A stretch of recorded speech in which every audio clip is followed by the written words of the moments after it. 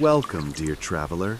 You've arrived, not at a destination, but at a pause, a quiet bend in the river of your day. This is the empty boat, a place where nothing is forced and nothing is missing, a space where stories are not told to impress, but to awaken. If your heart feels heavy, if your mind has been restless, if you've been searching for a place to simply breathe, then know that you are not alone. Here, we don't rush, we don't fix, we don't strive. Instead, we sit beside the stream of being and listen to the old teachings that echo like wind through bamboo. Each story you'll hear is a lantern, lit not with answers, but with presence. Some will invite you to weep, others will invite you to laugh, but all of them will gently lead you back to one thing, yourself, the part of you that already knows, the part of you that remembers silence. So let the world slow down now. Let your breath deepen. Let your eyes soften, even if they're closed. You are safe here. You are home. This is the empty boat, and the journey begins, not with movement, but with stillness. Now, let me tell you the first story. Story 1. The Rope That Wasn't There. The wind had been strong for days, the kind of wind that didn't just stir the trees, but stirred something within you, something restless, something unresolved. Cayenne walked alone along a narrow mountain path, his straw hat pinned tight against his brow. Below him, rice terraces curved like giant green fingerprints into the hillsides. But his eyes barely saw them. His mind was busy calculating the next harvest, the debts he owed, the mood of his fiancée, the chances of rain. Each step he took was another thought, another worry, another silent negotiation with life. He was not a bad man. In fact, many would have called him diligent, devoted, successful even. But inside, Cayenne felt a quiet desperation. He believed deeply that if he just worked harder, planned better, controlled more, maybe, just maybe, things would finally go right. And so, when he turned a corner on the path and saw an old monk standing at the cliff's edge, doing absolutely nothing, Cayenne's chest tightened with irritation. The monk was facing outward, toward the valley, holding a coiled rope in his hand. His robes fluttered gently in the breeze, his eyes half closed, his feet planted like tree roots into the earth. Cayenne hesitated, then approached. "Why are you standing here?" he asked, not hiding the edge in his voice. The monk turned and looked at him. His face was lined like old bark, but his eyes were young, so young it was unsettling. "I'm waiting for the wind to stop," the monk said. Cayenne furrowed his brow. For what purpose? The monk lifted the rope slightly. "To lower this rope down the cliff. There is a ledge below I need to reach." "But if you wait for the wind to stop," Cayenne said, "you might be here all day." The monk nodded. "Yes." Cayenne shook his head. "That's foolish. You could anchor the rope now, climb down, and be done with it before the wind grows worse. You're wasting time." The monk gave a small smile. "Only if time belongs to me." Cayenne scoffed, turned on his heel, and continued walking. He muttered to himself about useless monks and the romanticization of laziness. But as he descended toward the valley, clouds gathered. Rain came hard and fast. The wind howled like a wild dog. Paths turned to mud. One of the bridges was swept away entirely. The rice he had spent months preparing was ruined in 2 days. By the 3rd day, Cayenne's voice was hoarse from shouting at laborers. His fists were bruised from pounding on his own door in rage. And when no one could give him the answers he craved, he found himself walking, again, up the mountain path. He wasn't sure why. Maybe to scream at the monk, maybe to ask him how to accept loss, maybe just to find someone who wasn't terrified like the rest. When he reached the cliff's edge again, the monk was gone. But the rope was there. It had been tied, elegantly, deliberately, to a tree root. It dangled down the cliff, swaying slightly in the now still air. There was no sign of struggle, no sign of haste, just a simple rope, waiting. Kian sat down beside it. For the first time in days, he breathed without planning his next move. And slowly, slowly, something inside him softened. The rope had never been the point. The monk's wisdom had not been about climbing, but waiting. And in that waiting, something had been revealed, not just about the wind, but about Kian himself. When we are taught to survive in a world of goals and achievements, the idea of stillness feels offensive. To do nothing seems lazy. To wait seems foolish. To surrender control seems weak. But in the Dharma, stillness is not passivity, it is clarity. Zen teaches us that all phenomena are interdependent and impermanent. To grasp its certainty is to grasp at a shadow. The moment you think you hold it, it disappears. The Heart Sutra says, form is emptiness. Emptiness is form. What we perceive as fixed is fluid.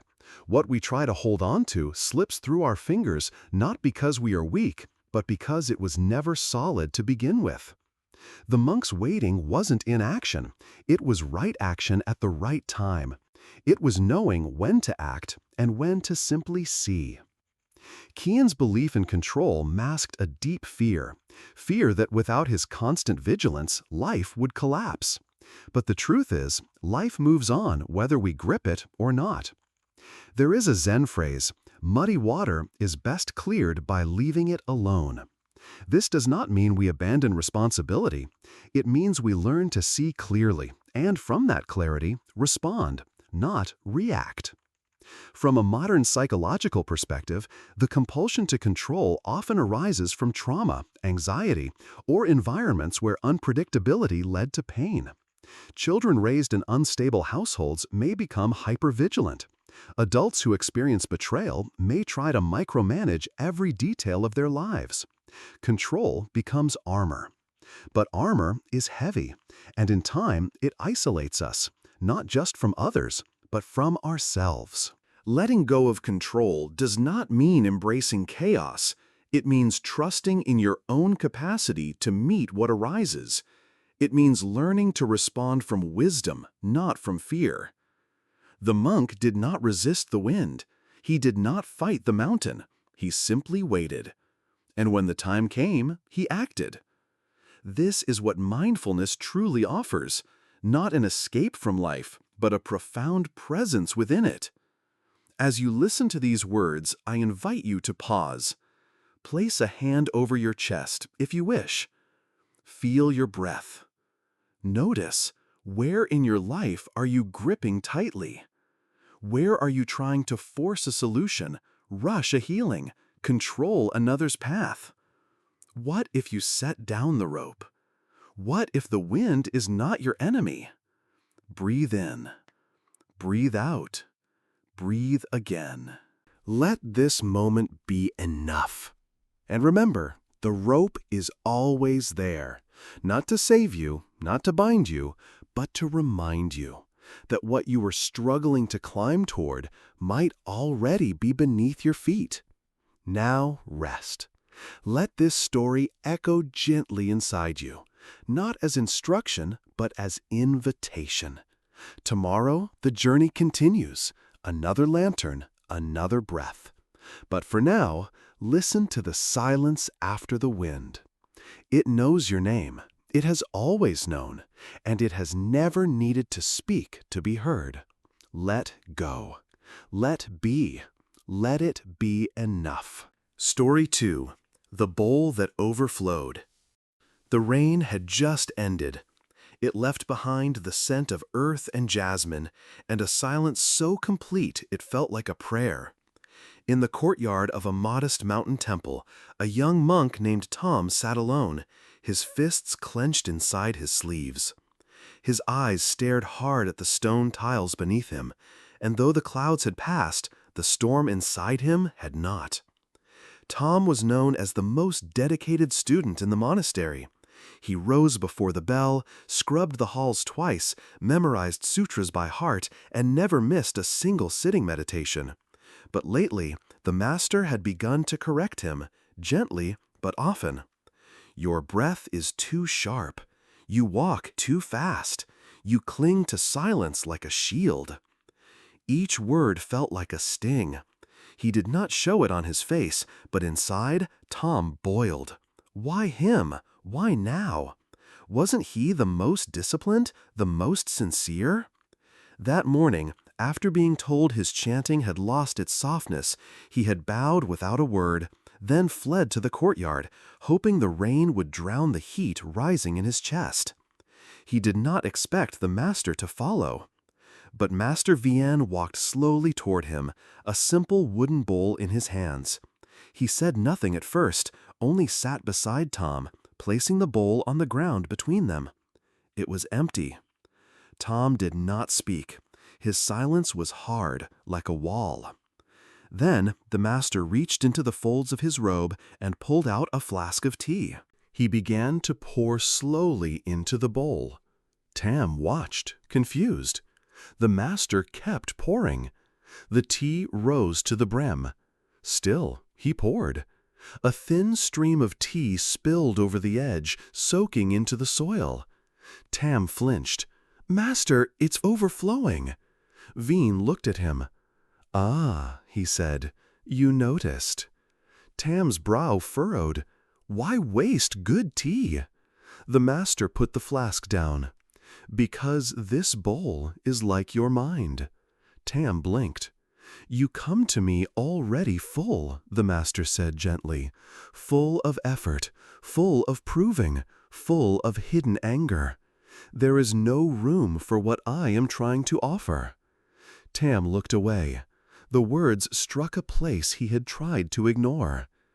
"I am not angry," he whispered. The master smiled. "Then why do your hands tremble?"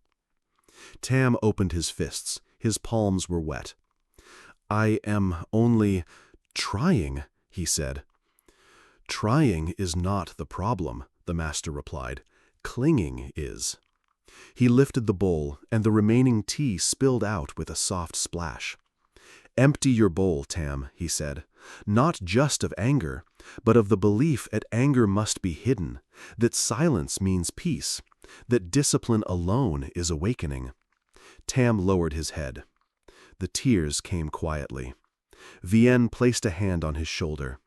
"Even now," he said, "this, too, is the way."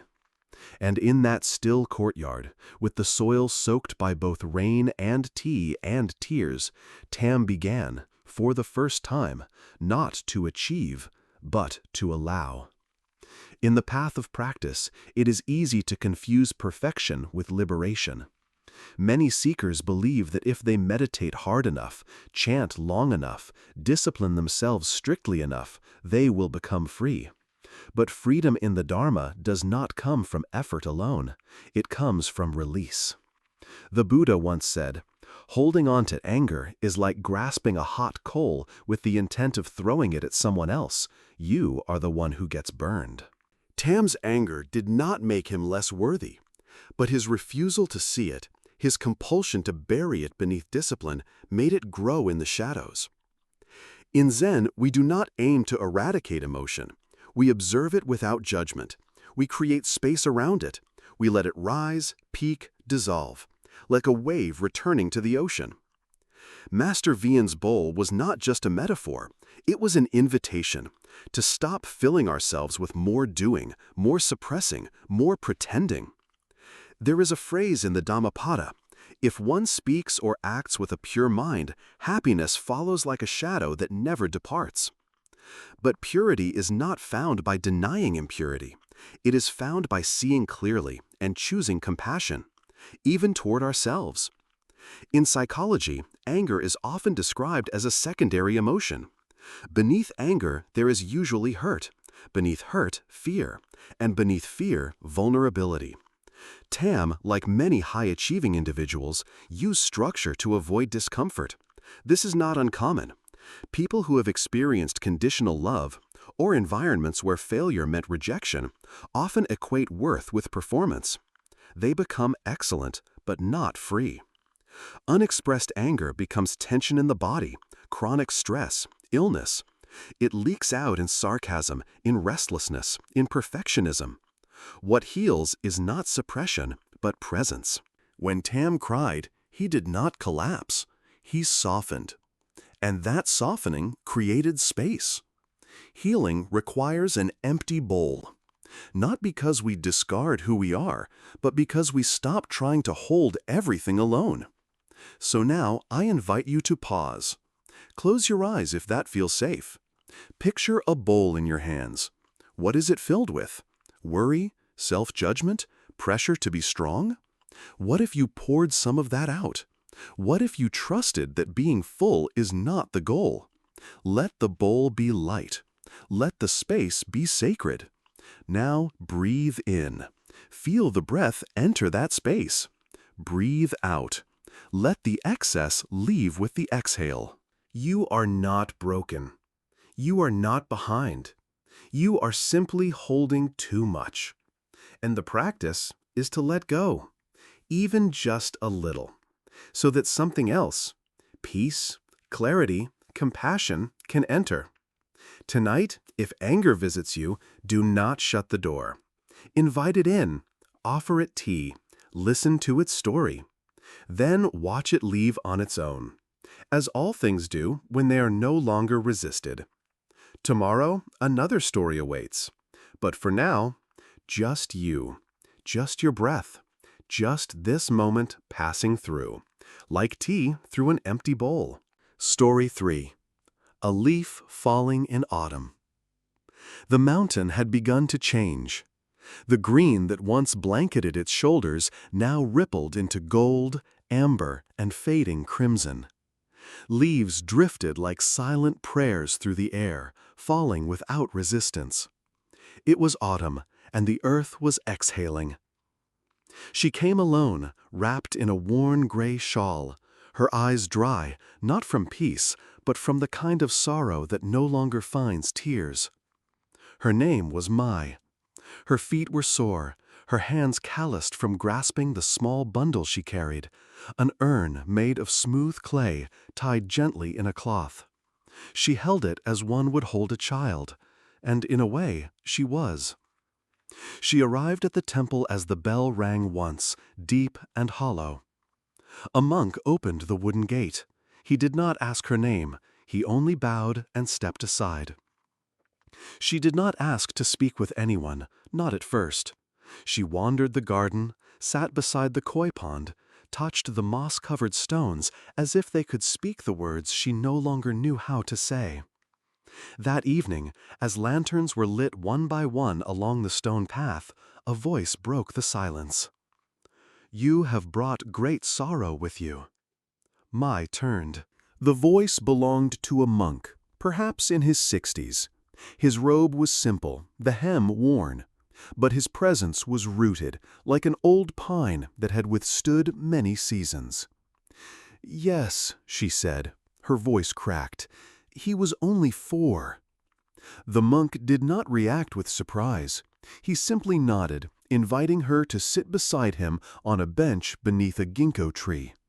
Mai sat, holding the urn close. "I brought him here," she said, "because I don't know where else to bring this grief." The monk looked up at the leaves above them. One yellow ginkgo leaf detached, spiraled slowly, then landed silently near their feet. "Then perhaps," he said, "you've come to the right place." They sat in silence for some time. The night air was cool, the kind that made breath visible. "I thought I could bear it," she whispered. "I told myself I should, that this is part of life. But I keep asking, why him? Why now? Why so soon?" The monk nodded slowly. "You are not wrong to ask. But may I tell you a story?" Mai looked at him, unsure if she had the strength, but she gave a small nod. "There once was a woman," the monk began, "who lost her only child. She was overcome with despair, unable to eat, unable to sleep. She went to the Buddha, pleading with him to bring her son back. The Buddha looked at her with compassion and said, "I will help you. But first, bring me a handful of mustard seeds from a home that has never known sorrow." The woman hurried from house to house, hopeful, but each door she knocked on brought the same answer. "Yes, we have mustard seeds, but we have lost a mother, a father, a brother, a sister." By nightfall, she returned to the Buddha with empty hands and a changed heart. She still grieved, but she no longer felt alone. Mai closed her eyes. The urn was warm from her palms. "So, you're saying my pain isn't special?" she asked quietly. "No," the monk said. "I am saying it is sacred." Another leaf fell. This one brushed her shoulder before it landed. "We suffer," he continued, "not because life is cruel, but because it is impermanent. And when we love deeply, we resist that impermanence. That resistance becomes suffering." Mai took a trembling breath. "But how can I let go of a child?" "You don't," he said gently. "You let go of the idea that love requires holding, that memory requires presence. You let go of the belief that death ends connection." They sat as the wind passed through the trees, whispering through the branches like an old lullaby. "You brought him here," the monk said, "but you also brought yourself. That means you are still alive, and being alive means your love continues." Mai's eyes filled, finally. "I see him in everything," she said. "His laugh in the birds, his joy in the sunlight, but also his absence in every silence." The monk smiled softly. Absence is also a form of presence, like the pause between breaths, the space between stars. He stood slowly, offering her a hand. "Come," he said, "I want to show you something."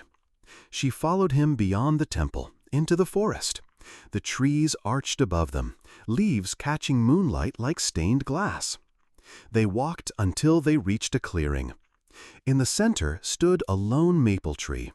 At its base was a small mound of fallen leaves, carefully gathered. "Every autumn," the monk said, "I collect the first leaves that fall here. I do not burn them, I do not preserve them. I sit with them." He knelt, touching the leaves.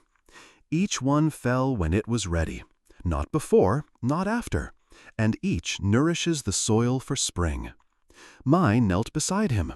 "This," he said, "is how we honor the impermanent, not by clinging, but by bowing."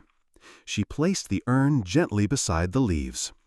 And for the first time she bowed, not in defeat, not in despair, but in recognition of what had been, of what had passed, and of what would always remain. Impermanence is not a punishment. It is the very condition that makes beauty possible. Without change, the cherry blossoms would not fall. Without loss, the heart would not deepen. Without death, there would be no urgency to love. The Buddha taught, all conditioned things are impermanent. When one sees this with wisdom, one turns away from suffering. This turning away is not rejection, it is awakening. Grief is not the opposite of healing, it is part of it, a sacred unfolding, a mirror that shows us where we have loved and how deeply. In Zen, we do not rush grief. We do not cover it with platitudes or distraction. We sit with it. We bow to it. We let it move through us like wind through trees. And in doing so, we are changed. Not because the pain is gone, but because we are no longer hiding from it. Psychologically, grief is the body and mind adjusting to a new reality. When we lose someone we love, the neural pathways connected to them, the habits, the routines, the expectations, are disrupted. The brain seeks their presence and cannot find it. This mismatch causes deep emotional pain. Modern therapy calls this integration. It is not forgetting, but weaving the loss into our story, finding meaning, presence, and love beyond the physical form. May's healing began not when she understood, but when she allowed. She did not need to let go of her son.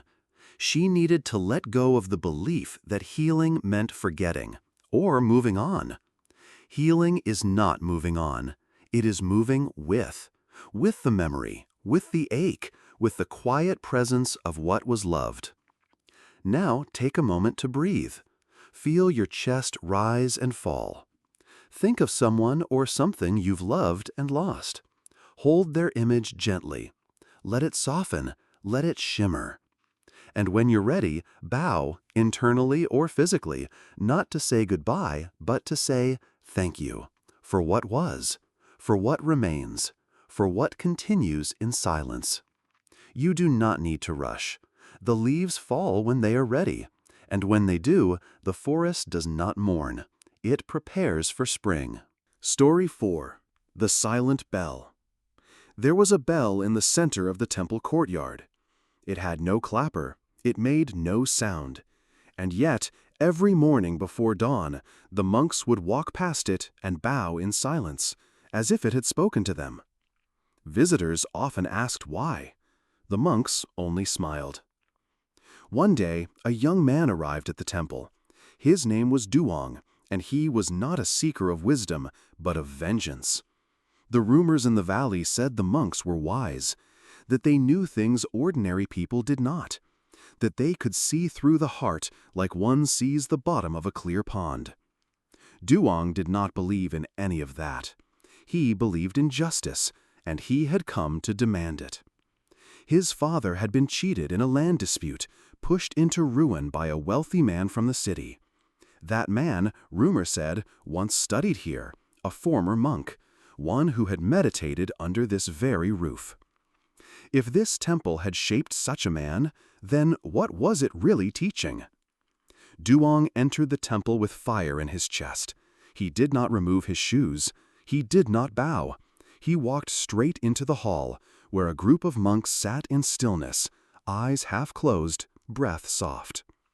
At the front sat the abbot, a thin man with a long face and gentle hands. "You," Duong said, voice sharp, "you taught him." No one moved. Duong stepped closer. "You taught the man who destroyed my family, the one who learned compassion here and then used cunning instead." Still no movement, only breath. Duong's fists tightened. "Say something," he shouted. "Don't you see the damage your teachings have caused?" The abbot slowly opened his eyes. He studied Duong not like a threat, but like a question. Then, without rising, he said softly, "Come with me." Duong hesitated, but something in the man's gaze, clear, unwavering, made it hard to refuse. They walked in silence through the garden until they reached the courtyard. The bell stood in the center, as tall as a man, carved with lines of ancient script. The abbot gestured toward it. "Strike the bell," he said. Duong looked around. "There's no striker." "Exactly." The abbot touched the side of the bell with his palm. "Tell me," he said, "what does a bell need to make sound?" Duong frowned. "Something to strike it." "And what happens when it is struck?" "It rings." The abbot nodded. "And if it is not struck?" Duong looked at the silent bell. "It stays quiet." "Yes," said the abbot, "and still it remains a bell." Duong crossed his arms. "What are you trying to say?" "That you have been struck," the abbot said, "again and again, and you have rung out in rage, but you do not have to." Duong opened his mouth to speak, but the abbot raised a hand gently. "You believe you are just," he said, "but what is justice without wisdom? What is anger without discernment? The man who wronged your father did so out of his own delusion. Perhaps what he learned here was misused. Or perhaps he learned nothing at all. But you, he stepped closer, eyes meeting Duong's. You are still learning. Will you repeat his mistake? Duong looked down. His hands trembled, not with rage, but with something older, something sadder. I've been so angry for so long, he whispered. It's the only thing that keeps me standing. The abbot nodded. Then perhaps it is time to sit. He led Duong to the edge of the courtyard, where a bench overlooked a small pond. The leaves floated like tiny boats. The wind carried no urgency. When I was a younger monk, the abbot said, I too was quick to react. I believed every insult must be answered, every injustice punished. But one day my master said to me, you do not have to ring every time the world strikes you.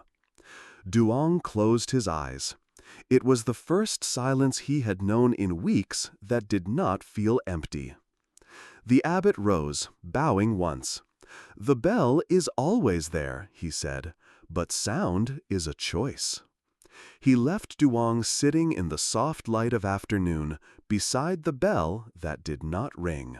And for the first time, Duong began to understand. Stillness is not weakness. It is strength that does not need to shout.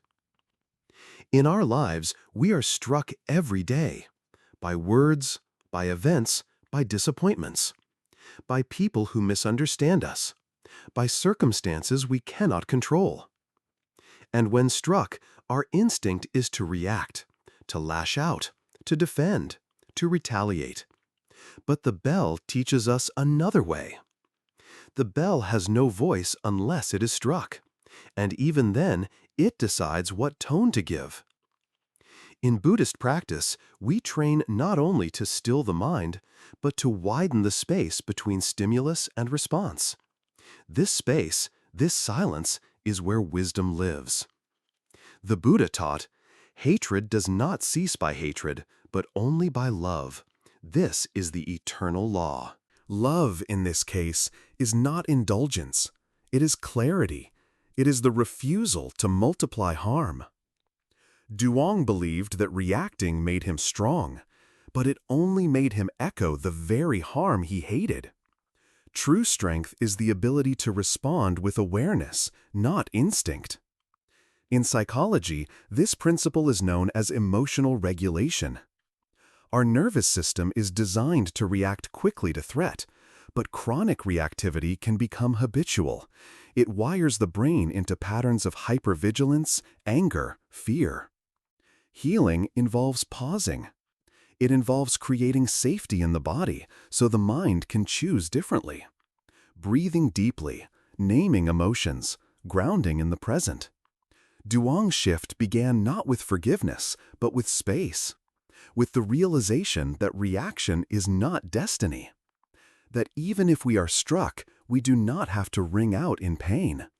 We can ring out in peace, or choose not to ring at all. So now, take a breath. Feel the weight of your body. Recall a moment when someone's words or actions hurt you. Notice the urge that rises. And now, ask yourself, what would it feel like to wait? Not forever, just long enough to see clearly, just long enough to respond wisely. Imagine yourself as the bell, whole, centered, capable of sound, but choosing silence. Not to suppress, but to understand. You are not your reactivity. You are not the noise others bring. You are the space before the sound. You are the stillness that holds the world. And in that stillness, there is peace. Story 5. The Mirror of Muddy Water. The village of Quinhua was built beside a wide river. The water there was slow, brown, and full of silt.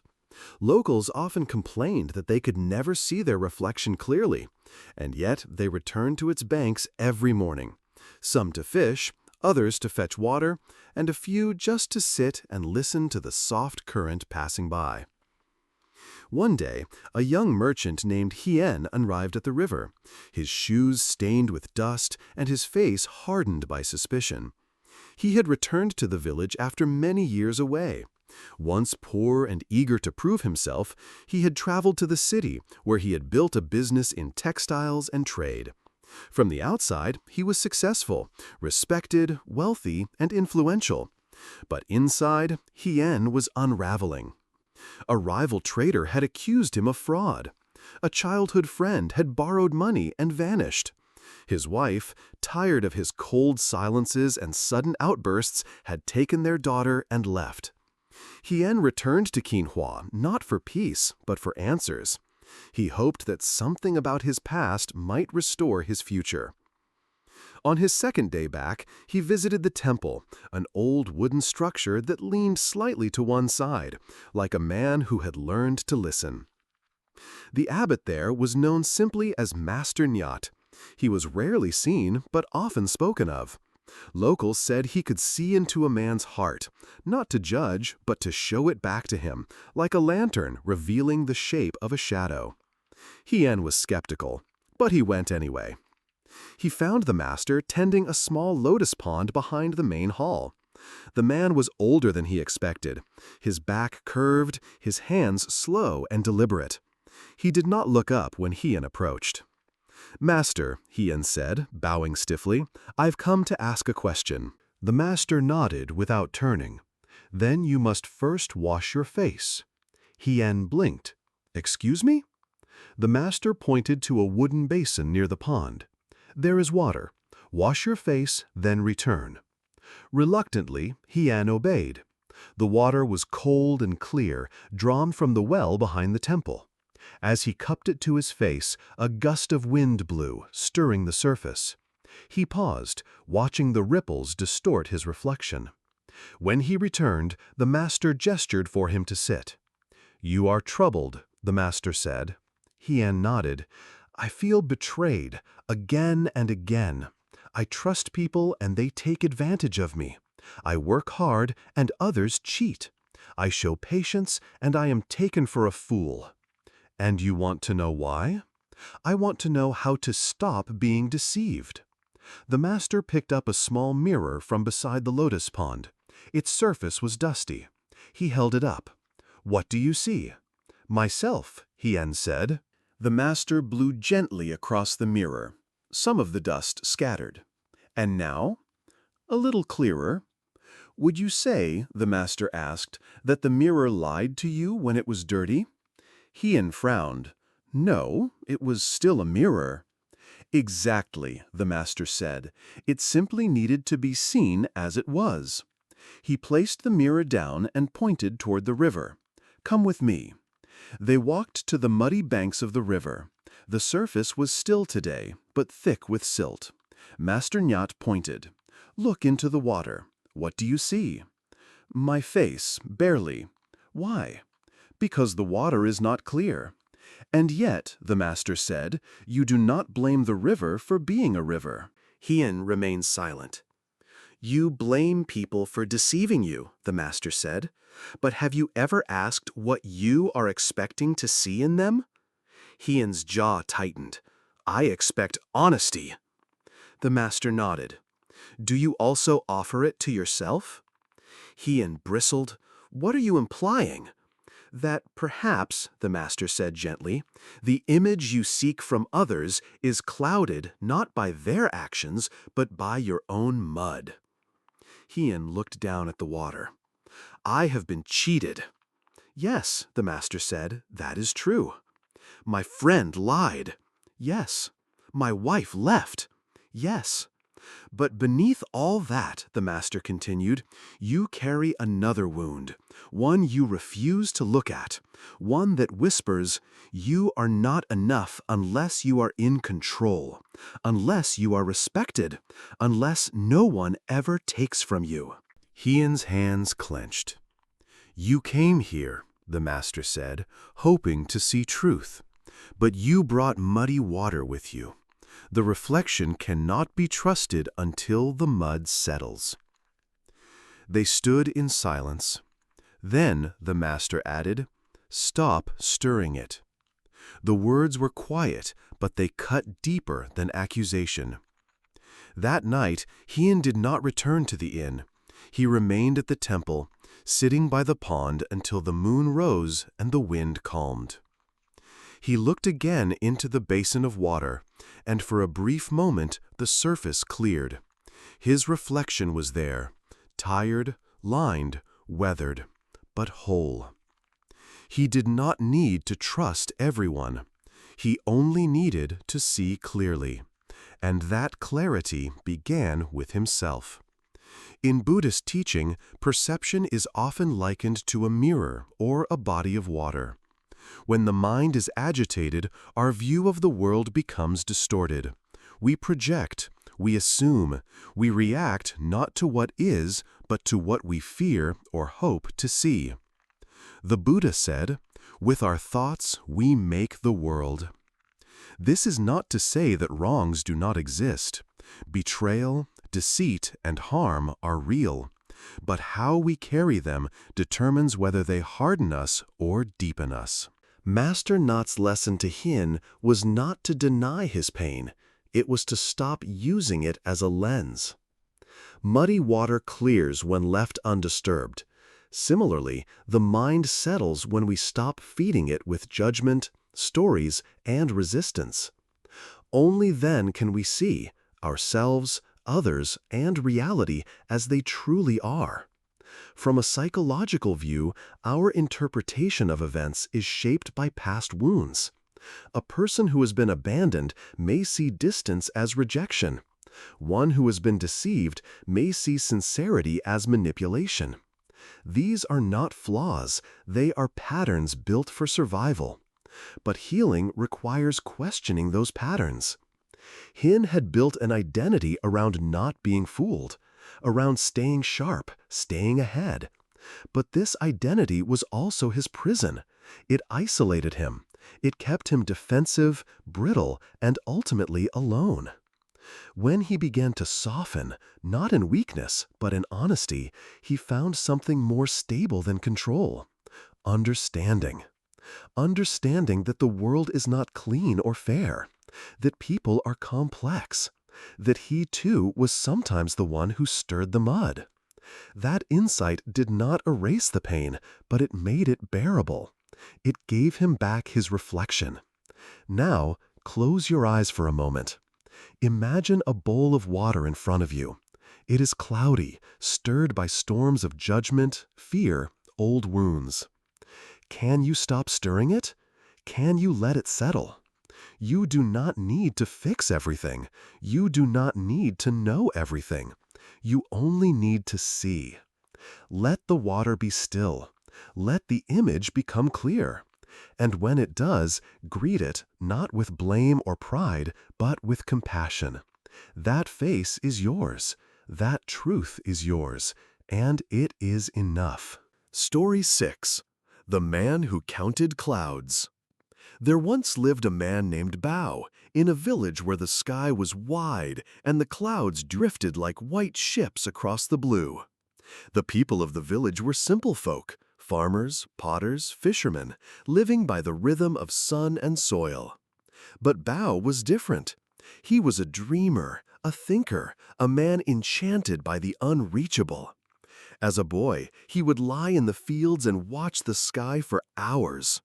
While the other children played with pebbles or chased chickens through the dusty paths, Bao kept his eyes fixed upward, tracing the shape of each cloud as if it held a secret message. By the time he became a man, Bao had filled dozens of notebooks with sketches of clouds. He had developed a system, naming each formation and recording the conditions under which they appeared. Circles, wisps, towers, curves, he gave them all meanings, interpreting them like omens. Some in the village thought him strange. Others thought him brilliant. But Bao did not care what they thought. He believed that somewhere in the movement of clouds there was a pattern, a perfect cloud, and if he could just find it, his life would finally make sense. He built a small hut on the hilltop where the view was unobstructed. And from there he watched the sky from sunrise to dusk, year after year. One day, an old monk from a neighboring temple came walking through the valley.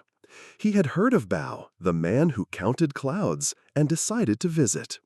He found Bao sitting cross-legged on a mat, sketching furiously into a leather-bound book, eyes darting between sky and page. "What are you searching for?" the monk asked gently. Bao barely looked up. "Perfection," he said, "a cloud that is symmetrical, soft, luminous, one that holds no flaw." The monk smiled. "And what will you do when you find it?" Bao paused, his hand hovering above the page. "Then I will know that the world can be beautiful without error, that I too might be complete one day." The monk nodded. "May I sit with you?" Bao gestured toward a rock. They sat together in silence, watching the sky. The wind was light. A few clouds drifted lazily above them. After a while, the monk pointed to one shaped like a great bird in flight. "That one is beautiful," he said. Bao frowned. "The left wing is too narrow, and it's fading too fast." The monk chuckled. "Perhaps that is part of its beauty." Bao looked irritated. "You don't understand. I'm not looking for momentary charm.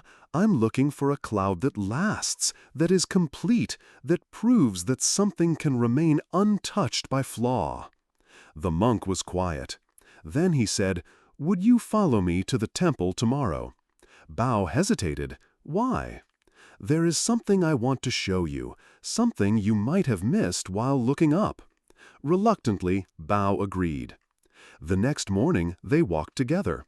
As they passed through the village, Bao barely noticed the children playing in puddles from the night's rain, the women hanging wet sheets that fluttered like sails in the wind, or the old man mending a broken chair beneath a jacaranda tree. He kept his eyes skyward. When they reached the temple, the monk led him not to a shrine, but to a pond. The water was still, reflecting the sky above. Clouds drifted across the surface, just as they did in the air. "This pond," the monk said, "shows the clouds too, but it does not try to capture them. It lets them come, and it lets them go."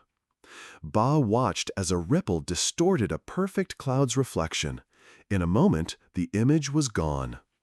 The monk turned to him.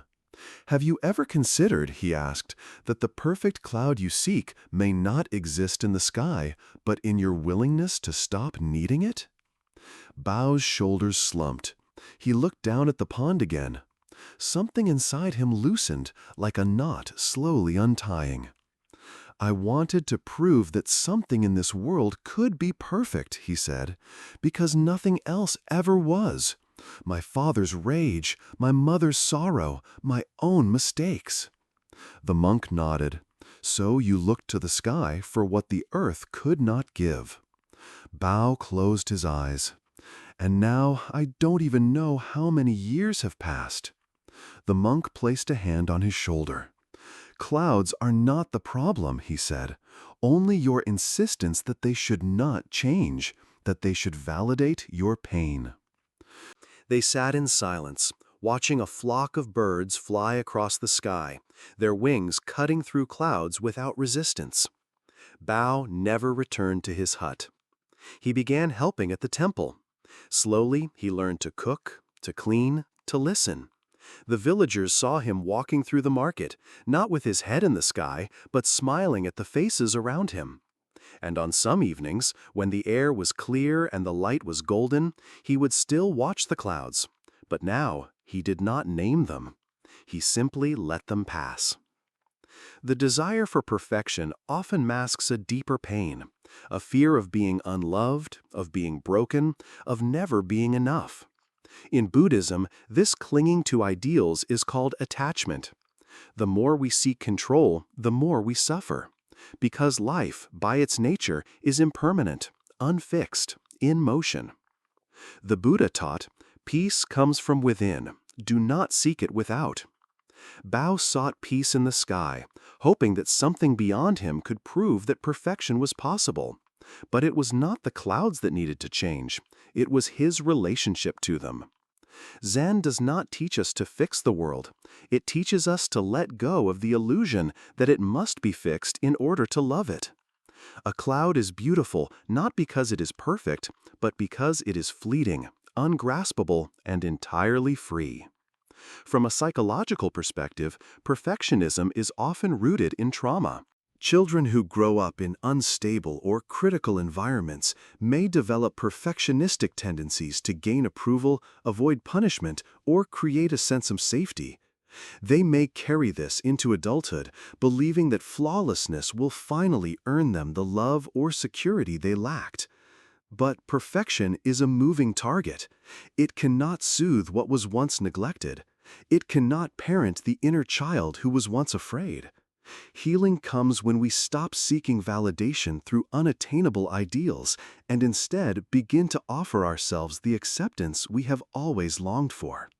Bao did not need a perfect cloud. He needed to believe that he could be imperfect and still be whole, that the changing sky did not mock him but mirrored him, that beauty could live in the incomplete. Take a moment now to breathe. Close your eyes. Picture a sky, vast, open, shifting. See the clouds come and go. Some are soft, some are dark, some dissolve before they even form. Let them be. Now imagine yourself beneath this sky. You too are changing. You too are enough. Even with your winds, even with your rain. There is no perfect moment. There is only this one. Let it be. Let it pass. Let it return. Story 7. The Room Without Walls. Lin had always lived in rooms with walls. Some were small, made of crumbling brick with thin roofs that leaked in the rainy season. Others were larger, made of plaster and tile and cool stone, with glass windows that never opened. But regardless of the material or the view, every room she had known had walls, boundaries, limits, containers for her life. As a child, she had been told to stay inside to be safe. Outside was danger, unpredictability, disappointment. So she learned to protect herself, to keep her world small and orderly. She folded her emotions like linens, stored them neatly in drawers labeled appropriate and safe. She dusted the corners of her mind and locked the windows of her heart. And in that safety, she grew up. She became a woman with carefully arranged shelves, polite smiles, and a to-do list that never ended. She earned good grades, then promotions, then polite nods from neighbors who said she was composed, competent, a woman who had it together. But at night, when the lights were off and no one could see, Lin often found herself staring at the ceiling with a hollowness she couldn't name. Her room was clean, her work was done, but something inside her felt untouched, unspoken, unfinished. One morning, during a thunderstorm that shook her 7th-floor apartment, Lin spilled her tea. She had been standing in front of the bookshelf, reaching for a folder, when the thunder cracked and the porcelain cup slipped from her hands, shattering on the floor. As she bent down to clean it, something inside her broke too, not with sound, but with silence. She stayed crouched there, knees on the cold tile, staring at the tea seeping into the grout. She didn't cry. She didn't curse. She just stopped. For hours. When she finally rose, she didn't clean the mess. Instead, she packed a small bag, left her phone on the kitchen counter, and walked out the door. She didn't tell anyone where she was going. She wasn't sure herself. 2 days later, she arrived at a small retreat center tucked between the mountains and the rice fields. A quiet place run by monks and nuns who rarely spoke and never asked questions. She was given a simple room, a mat, a pillow, a candle. The window had no glass, only a wooden shutter. The walls were bare. The air smelled of smoke and soil. Lin was not given a schedule, only a bowl for food and a small booklet of handwritten reflections. On the 3rd day, after a long silence she had not yet dared to break, she found herself walking behind one of the older nuns, a woman named Sister Tway. The nun was barefoot, moving slowly along a stone path, touching the leaves as she passed. At the edge of the forest, the path ended at a wooden gate. It was open. Beyond it was a clearing, and in the center, a single bench made of rough planks. No walls, no fences, only sky, trees, and the slow hum of insects. The nun gestured toward the bench. "Sit," she said, her voice soft but certain. Lin obeyed. The nun did not sit beside her, but a few steps behind. For a long while, there was only the sound of the wind through the bamboo and the occasional rustle of birds. Then the nun spoke again. "This," she said, "is the room without walls." Lin turned. "What do you mean?" "This place, this moment, it is where we come when we no longer need the illusion of control." Lin swallowed. Her chest felt tight. "I'm tired," she said, almost surprised at her own voice. The nun nodded. "Of what?" "Of being fine, of doing everything right, of building a life that looks perfect but feels empty." The nun closed her eyes, breathing in. "Walls protect," she said, "but they also separate. You built yours carefully, to keep pain out, but it also kept joy out, mystery, connection." Lin looked down at her hands. "I don't know how to live without them." "You don't need to destroy them all at once," the nun said. "Just open a window. Let the breeze come in. Let something unknown touch you." Lin blinked away the mist in her eyes. "What if I let the wrong thing in?" "You already have," the nun said gently. "Fear, doubt, loneliness. You welcomed them in without knowing. Now it is time to let in something else." They sat in silence as the sun dipped behind the trees, turning the sky orange. Before leaving, the nun placed a small stone in Lin's palm. "Keep this with you," she said, "not as a shield, as a reminder." Lin closed her fingers around it. That night, she slept without walls. The window remained open. The wind moved freely. She dreamt of wide fields, of open hands, of voices laughing in a language she didn't understand, but somehow remembered. She stayed for another week. When she left, she didn't return to the apartment. She found a small home near the river. She sold most of her things, the books, the awards, the souvenirs that once proved her worth. She began writing again, not reports, not emails, but letters. Letters she would never send. Letters to her younger self, to her mother, to strangers. Letters that opened something inside her. And every morning she sat by the open window, holding the small stone, breathing in a sky with no ceiling. In Zen teaching, the concept of no mind refers to the release of the self-imposed boundaries we build through fear, habit, and identity. We live behind walls of roles: parent, worker, achiever, victim. We cling to them not because they free us, but because they feel safe. But walls, by nature, isolate. The Buddha once said, "Just as a candle cannot burn without fire, men cannot live without a spiritual life." That spiritual life is not found in temples alone. It is found in the quiet dismantling of the structures that keep us separate, from ourselves, from each other, from truth. Lin's walls were made of perfectionism, of quiet suffering, of unspoken rules. But when the tea spilled, something deeper was revealed. Sometimes awakening begins not with joy, but with rupture. When the things we use to hold ourselves together finally crack, we begin to feel what lives underneath. And in that trembling space, we find something softer than certainty. We find permission. Psychologically, we construct identities to survive. Children who are rewarded only when they behave a certain way learn to perform rather than express. Adults who fear rejection or unpredictability build rigid structures to control their environment.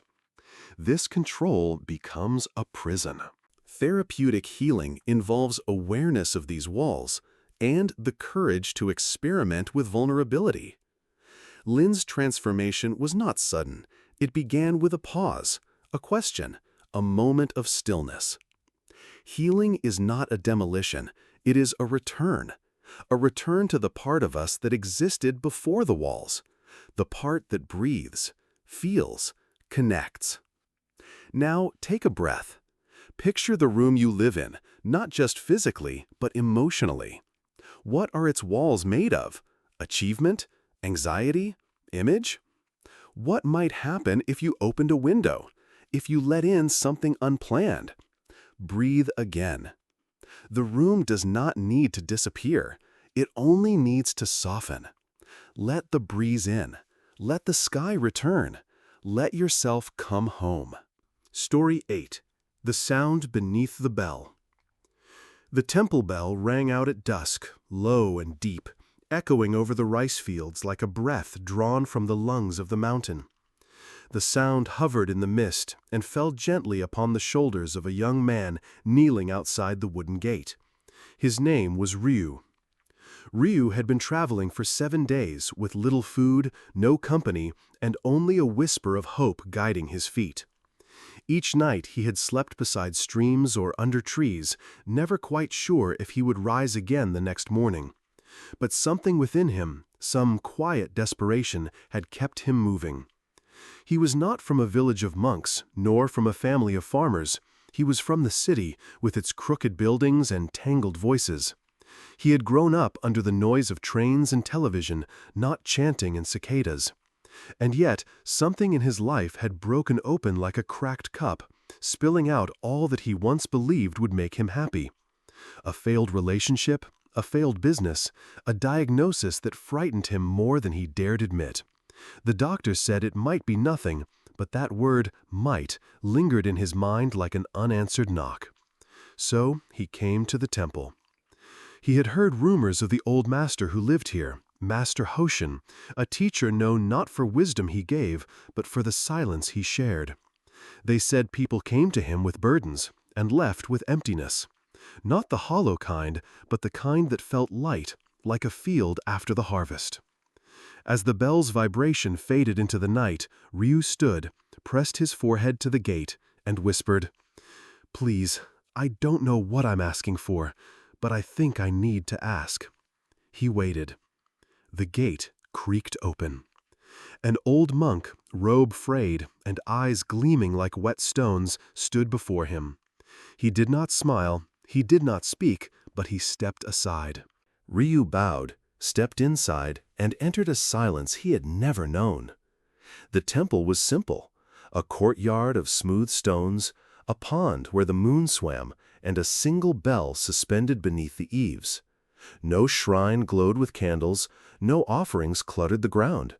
There was only space, between trees, between words, between thoughts. That first night, Ryu was given a place to sleep beside the others, some young, some old, all quiet. He did not ask their names. No one asked his. In the morning, he woke to the sound of sweeping. Master Hoshin did not teach in the way Ryu expected. There were no lectures, no texts, no proclamations of truth. Instead, there was sweeping, raking, carrying water, listening to frogs, sitting on the zafu until your legs burned and your thoughts turned to smoke. Ryu grew frustrated. A week passed, then another. Every morning the bell rang. Every evening the wind carried it away. Every day Ryu swept the same path, hauled the same water, sat with the same ache in his back. And each night the fear returned. What if the doctor had been right? What if he was dying? What if this silence was not saving him, but simply keeping him company on the way down? One evening he broke. He stood outside Master Hoshin's room, fists clenched, heart pounding with tears he hadn't yet let fall. "I came for answers," he said. The old man looked up from the stone he was polishing. "Then you brought too much." "I'm not here to be clever with riddles. I'm afraid." "Yes," said Hoshin, "you are." Ryu stared, heat in his chest. "So tell me something. Why am I afraid? What am I supposed to do with it? I came here to heal, to find peace." "And instead, you found fear," the old man said, setting down the stone. He stood and walked to the bell. "Strike it," he said. Ryu frowned. "What?" "Strike the bell." Ryu stepped forward, took the mallet from its resting place, and struck the bronze. A low tone bloomed into the air like a flower opening in slow motion. "Again," said Hoshin. He did. And again. The bell rang, and each time the sound changed slightly. Sometimes it wobbled, sometimes it was pure, sometimes it was duller. "What do you hear?" asked Hoshin. Ryu listened. "The bell." "No, you hear the sound." Ryu blinked. "What's the difference?"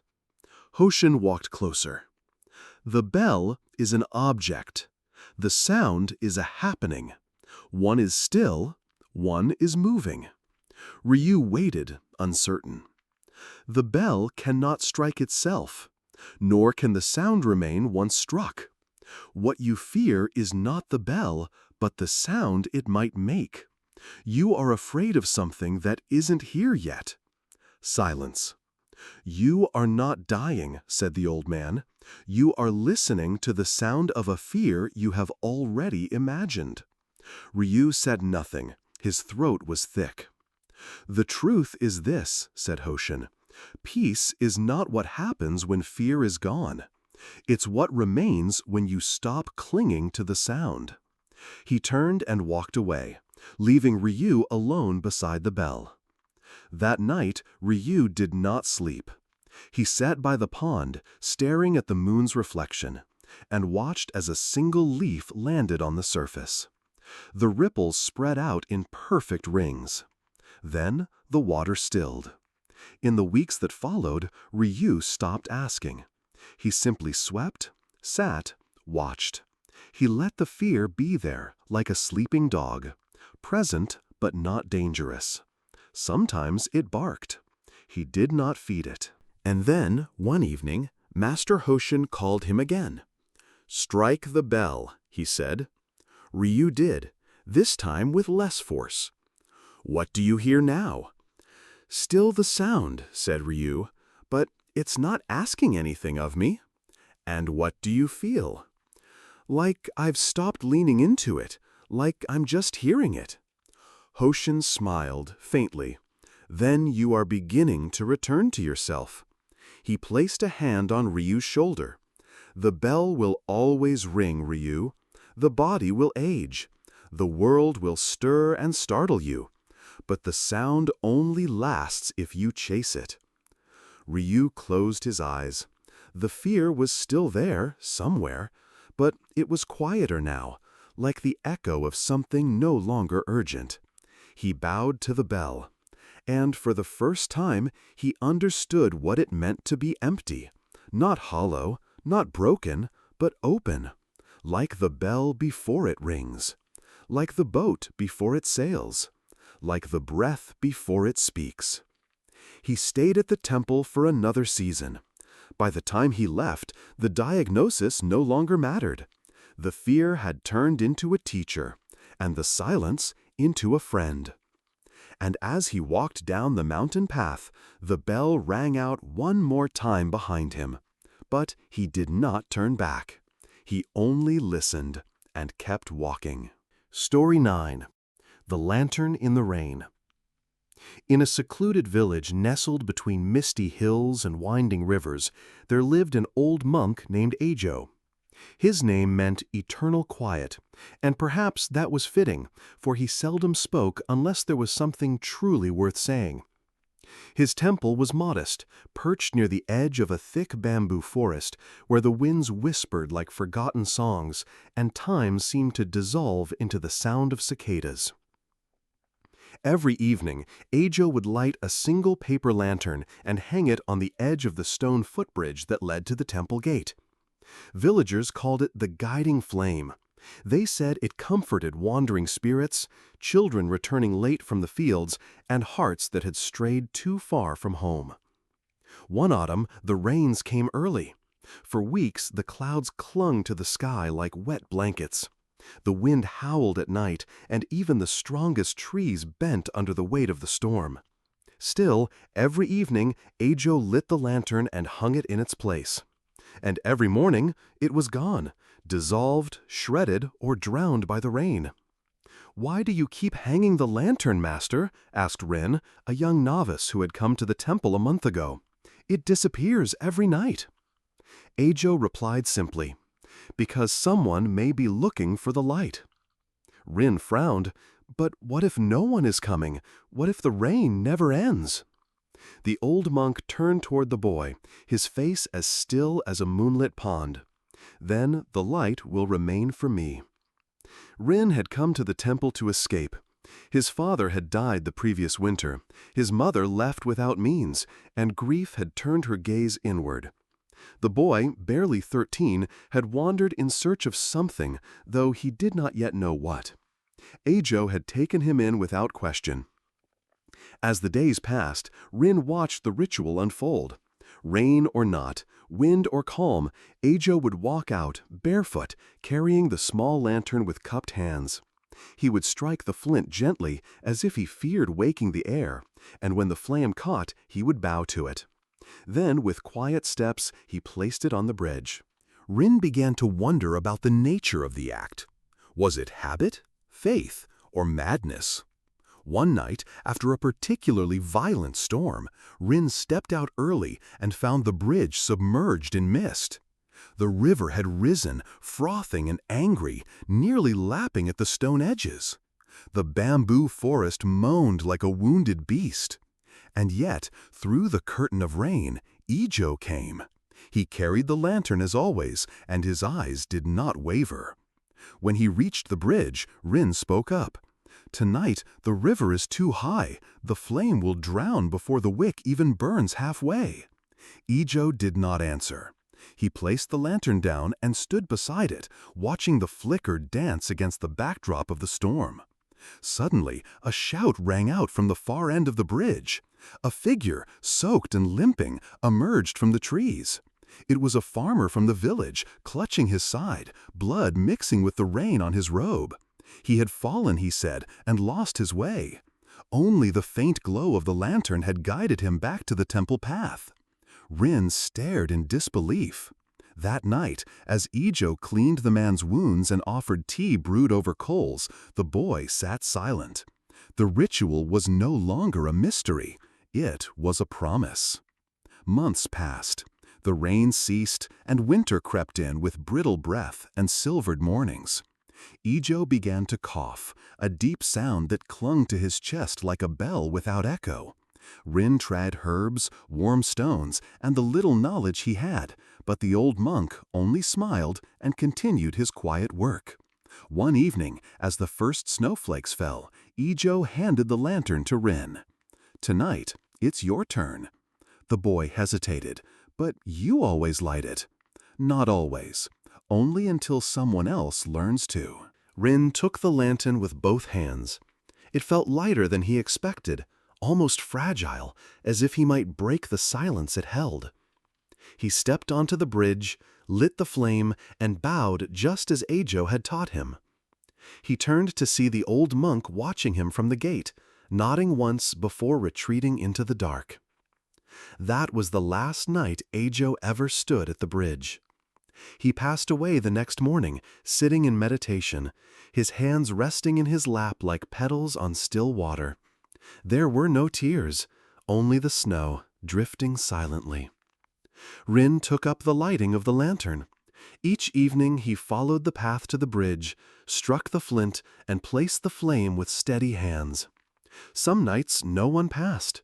Others, a lost dog found its way, or a child paused to whisper a prayer. And always Rin bowed, once for Ajo, once for the silence, and once for the soul who might still be searching. Years flowed by like the river beneath the bridge. Rin grew older, his hair grayed. The temple remained small. the forest a little thinner, the village a little closer with every road built. But the lantern remained. One autumn, as the rains returned, a young girl appeared at the temple steps. She was soaked, thin, and silent. She bowed to Rin and asked to stay. He gave her dry clothes and warm rice. That night, when he handed her the lantern, she looked up in surprise. "Isn't this yours to light?" Rin smiled softly. "Not always, only until someone else learns to." She carried the flame out into the rain. The story of the lantern was never recorded in any scripture. No sermon was preached about it. Yet every child in the village knew of it. Every elder remembered it. It was not about light, nor about ritual. It was about care without condition, about the quiet gesture that expects no applause, only presence. When asked, years later, why the temple still lit the lantern despite the electric streetlights now surrounding the bridge, Rin answered, "Because there are still places in the soul that only a quiet flame can reach." Story 10. The Whisper Beneath the Cypress Tree. The monastery was nestled in a quiet valley where the wind brushed gently against the face of the earth and the songs of birds floated like incense in the morning air. Among the many disciples in the monastery, there was one named Koji, a thoughtful young monk with eyes like still water and a heart always reaching towards something unseen. Koji was drawn to silence, not just the absence of sound, but a silence that pulsed with meaning, like the space between heartbeats or the hush before a snowfall. He often sat beneath the great cypress tree at the edge of the temple grounds, where an old stone lantern stood, leaning slightly to one side as if it had been listening for centuries. It was here that Koji first noticed the whisper. At first, it seemed like a trick of the wind, a soft murmur threading its way through the cypress branches. But day after day, as he sat in stillness, the sound grew more distinct. It wasn't a voice exactly, nor was it a word. It was more like a presence, an awareness woven into the very air. He asked the abbot one evening, "Master, is it possible for the trees to speak?" The old man, whose face was lined like a weathered scroll, looked up from his tea. "The trees are always speaking. The question is whether your ears are quiet enough to listen." "But what are they saying?" Koji pressed, almost afraid of the answer. The abbot smiled faintly. "That depends on what part of you is doing the listening." That night, Koji could not sleep. His mind was tangled. Was he imagining it? Was this just another layer of his own restlessness, another distraction dressed as mystery? He rose before dawn and returned to the cypress tree. The moon had not yet faded, and the sky hung heavy with stars. Koji sat. He closed his eyes. He breathed. The whisper returned. Only this time it was clearer, not in words, but in feeling. A kind of opening, a door not outside him, but within. He did not try to enter it. He simply let it be. And something within him softened. The days passed. Koji no longer asked the abbot questions. Instead, he returned to the cypress each morning, each evening, and each time the whisper came. Sometimes it arrived like a lull in the wind. Other times it felt like a memory that wasn't his own, a sense of great age, of waiting, of watching without judgment. One day, a traveler arrived at the monastery, a woman draped in gray, her face veiled by a broad straw hat. She bowed at the gate and asked for tea and rest. The monks welcomed her, as they did all who sought peace. That evening, she found her way to the cypress tree, where Koji was seated in silence. "Do you mind if I sit?" she asked. Koji opened his eyes and nodded. They sat for a while without speaking. Then the woman said, "I once heard that if you sit long enough beneath a cypress, it tells you the truth." Koji smiled. "Perhaps it does." "And what truth have you heard?" she asked. He hesitated, then answered, "That nothing truly belongs to us, not even our suffering. It all passes through. The woman removed her hat. Her hair was silver, her eyes deep and weary. "I lost my son," she said. "He was only 12. Koji said nothing. "I've carried the ache of it for years, like a stone in my throat.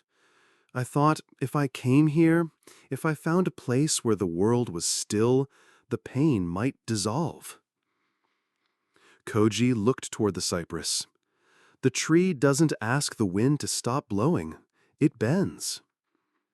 She closed her eyes and listened. They sat together as the sun lowered itself behind the hills and the birds sang their last notes of the day. The woman stayed for several more days, rising each morning to sit beneath the cypress. She did not speak often, but when she did, her words were quieter, like pebbles dropped into a deep well. Then one morning she left. No farewell, just a folded cloth left on the bench near the tree and a stone, perfectly smooth, placed at its base. Koji picked up the stone and held it in his palm. It was warm. That night he approached the abbot once again. "Master," he said, "I think I understand the whisper now." The abbot raised an eyebrow. "Do you?" Koji nodded. "It's not a message, it's a mirror." The old man set down his tea and looked at him for a long while. "In the beginning," the abbot said, "you searched for answers like a man digging for gold. But truth is not something hidden. It's something revealed when all the digging stops." Koji sat beside his teacher and let those words rest in him. Months passed. Seasons changed. Koji continued his practice. The whisper remained, though it no longer seemed separate from him. It was in the breath of the temple walls, in the quiet steps of the kitchen cook, in the eyes of the stray cat that wandered the garden. Then, one day, a young monk approached Koji. "Brother," he said, "why do you always sit by that old cypress?" Koji turned to the boy and smiled. "Because it listens without trying to fix anything."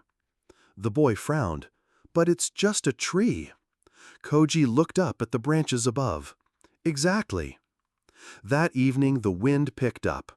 The lantern by the tree flickered, and the sky darkened with the promise of rain. Koji sat beneath the cypress as he always did, and felt the world move through him. The sorrow of the woman in gray, the questions of the young monk, the silence of the abbot, the ache of things unsaid. And the whisper came. Only this time it was not a whisper at all. It was the wind, the tree, the lantern, the earth. And it said, "Be still. You are already home." Story 11. The Hidden Sound of the Bamboo Grove. There was a Zen temple nestled deep within the rolling mists of the northern mountains, a place where even the wind seemed to walk softly. This temple was home to a small group of monks who rose before the sun and slept after the stars had stretched their limbs across the night sky. Among them lived a young novice named Kenji, whose eyes were always wide with questions and whose heart beat like a bird fluttering against the bars of its cage. Kenji had arrived at the temple when he was only 9 years old, left at the gates by a father whose voice cracked with desperation but not cruelty. The abbot, Master Ryosuke, had accepted the boy without question. Since then, Kenji had grown into a boy of 16, slender and silent, with a habit of pausing mid-task to watch the bamboo grove sway or the clouds drift lazily overhead. But it was not tranquility that quieted him, it was confusion. Despite his years at the temple, Kenji struggled with meditation. When he sat in the lotus position and closed his eyes, his thoughts did not settle like leaves on still water. Instead, they swirled. Memories of his parents, worries about his worth, a constant whisper, "You do not belong here." He confided once in an older monk, who smiled and said, "Then meditate on not belonging." But the advice brought little comfort. So Kenji took his doubts to Master Ryosuke, the one person who seemed to see through silence. It was autumn when he approached the abbot. Leaves crunched underfoot, and the sky wore the silver hue of early dusk. Kenji bowed deeply and waited until the master looked up from a scroll. "Speak," said Ryosuke. "Master," Kenji said, "I don't hear what others hear when we sit. I don't see what they see. I cannot find the emptiness in meditation. I only hear noise, the pounding of my own doubts." Ryosuke studied the boy, then nodded slowly. "Come with me tomorrow before dawn." And so Kenji did. The next morning, he met the abbot at the temple's outer gate. The world was still cloaked in shadow, and frost clung to the grass like breath on glass. Without a word, Ryosuke led him down a narrow path that wound through thick bamboo forests. The wind whistled gently, and the stalks creaked as they bent and swayed. After nearly an hour, they arrived at a small, moss-covered clearing where an old wooden bench sat beneath a particularly ancient grove. Ryosuke motioned for Kenji to sit. "Now," said the abbot, "we listen." Kenji closed his eyes and tried to quiet his thoughts. But, as always, the inner noise rose up. Fragments of thought, worry, memories. He fidgeted. Ryosuke remained still as stone. After what felt like an eternity, Ryosuke finally spoke. "Kenji, do you hear the sound of the bamboo?" "I do," said Kenji. "What does it sound like?" Kenji paused. "Like the wind pushing gently through 1,000 reeds. It rustles and sways. There's a rhythm to it, like breathing." Ryosuke smiled faintly. "You've noticed the rhythm. Good. Now listen deeper. What else do you hear?" Kenji focused. At first, it was only the familiar rustling, but then he caught something more. The groan of wood, the distant drip of dew falling from a leaf, the shuffle of a squirrel among dry leaves, even the faint thrum of his own heartbeat in his ears. "I hear many things," Kenji whispered. "And are these not all sounds of life? Of change? Of movement?" Ryosuke asked. Kenji nodded. "The mind," Ryosuke continued, "is a grove of bamboo. Sometimes it stands silent. Sometimes it sways in the wind. Sometimes it creaks, and sometimes it snaps. The goal is not to silence it, but to hear it fully, without judgment. Meditation is not the absence of thought. It is the awareness of thought without clinging." Kenji sat with this for a long moment. It was unlike anything the other monks had told him. "But then," Kenji asked softly, "why do so many speak of emptiness?" "Because they mistake emptiness for absence," said Ryosuke. "True emptiness is not void. It is spaciousness. It is the sky that holds both sun and storm. The bamboo grove is never truly silent, yet it is at peace. That is what you seek. Not a mind that is blank, but a mind that is free." That night, Kenji returned to his cushion in the meditation hall. He did not try to push away the noise. He simply sat and listened, not just with his ears, but with his entire being. And for the first time, he felt the faint echo of stillness, not because the noise had gone, but because he had stopped struggling against it. Days turned into weeks. Kenji began to notice the rhythms of his mind as he once noticed the wind. Anger had a sharp rustle, like leaves whipped into the air. Joy was like the soft brushing of bamboo on bamboo. Regret creaked. Hope sighed. He did not become a master, but he became a listener, and in that listening he found peace. Years later, when Ryosuke grew old and walked less often, Kenji led the younger monks to the bamboo grove. He said little, as Ryosuke had done, but when they asked him what they should listen for, he smiled and replied, "Listen for what is already within you. The grove will show you the rest." One winter, after a long illness, Ryosuke passed quietly in his sleep. The temple held a simple ceremony, and Kenji sat by the abbot's empty chair long after the others had gone. Outside, the bamboo grove swayed beneath the weight of snow. Kenji closed his eyes. He did not seek silence. He did not seek answers. He only listened. And in the quiet breath of wind through the trees, he heard his master's final teaching. Not all stillness is the absence of sound. Not all peace is the absence of thought. And not all emptiness is empty. And then, one evening, Master Hoshin called him again. "Strike the bell," he said. Ryu did, this time with less force. "What do you hear now?" "Still the sound," said Ryu, "but it's not asking anything of me." "And what do you feel?" "Like I've stopped leaning into it, like I'm just hearing it." Hoshin smiled faintly. "Then you are beginning to return to yourself." He placed a hand on Ryu's shoulder. "The bell will always ring, Ryu. The body will age. The world will stir and startle you. But the sound only lasts if you chase it." Ryu closed his eyes. The fear was still there, somewhere, but it was quieter now, like the echo of something no longer urgent. He bowed to the bell. And for the first time, he understood what it meant to be empty. Not hollow, not broken, but open. Like the bell before it rings. Like the boat before it sails. Like the breath before it speaks. He stayed at the temple for another season. By the time he left, the diagnosis no longer mattered.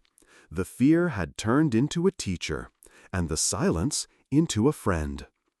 And as he walked down the mountain path, the bell rang out one more time behind him. But he did not turn back. He only listened and kept walking. Story 12. The Silence of Bamboo. Master Anzu was known throughout the mountain regions as the Quiet One. In the villages below the cliffs of Kikyo Pass, parents told stories of him to lull restless children into sleep. Traders and hunters crossing the ridges swore that sometimes, in the silence of the early morning, they could hear the whisper of his robes moving among the groves of bamboo. But no one had seen him in decades. Some believed he had died long ago, his body surrendered to the forest. Others said he had become one with the mountain. In truth, Master Anzu was very much alive. Every morning before dawn, he sat in zazen by a narrow stream that trickled behind his hermitage, the same stream he had listened to for over 40 years. Its water never roared, never demanded attention. It simply was. As he sat, the bamboo behind him would sway with the wind, not bending out of fear, but in grace. They whispered things that no human language could translate, something older than thought, simpler than prayer. One foggy morning, a visitor arrived. The young man was thin, gaunt in a way that revealed not only hunger, but a soul frayed at the edges. His name was Joran, and he had come not for teachings, but for silence. He had walked barefoot up the winding trail from the city, leaving behind the weight of a family feud that had driven him into bitterness. He had spoken too much in life, defended, argued, pleaded. Now his voice trembled like old paper. He didn't want words. He wanted a place to stop breaking. He found the hermitage by following the sound of breath, slow, even, unbroken. Master Anzu opened his eyes. Without a word, he gestured to the porch. Joran bowed, confused, then sat. The two remained there until the sun rose beyond the ridge and painted the peaks with gold.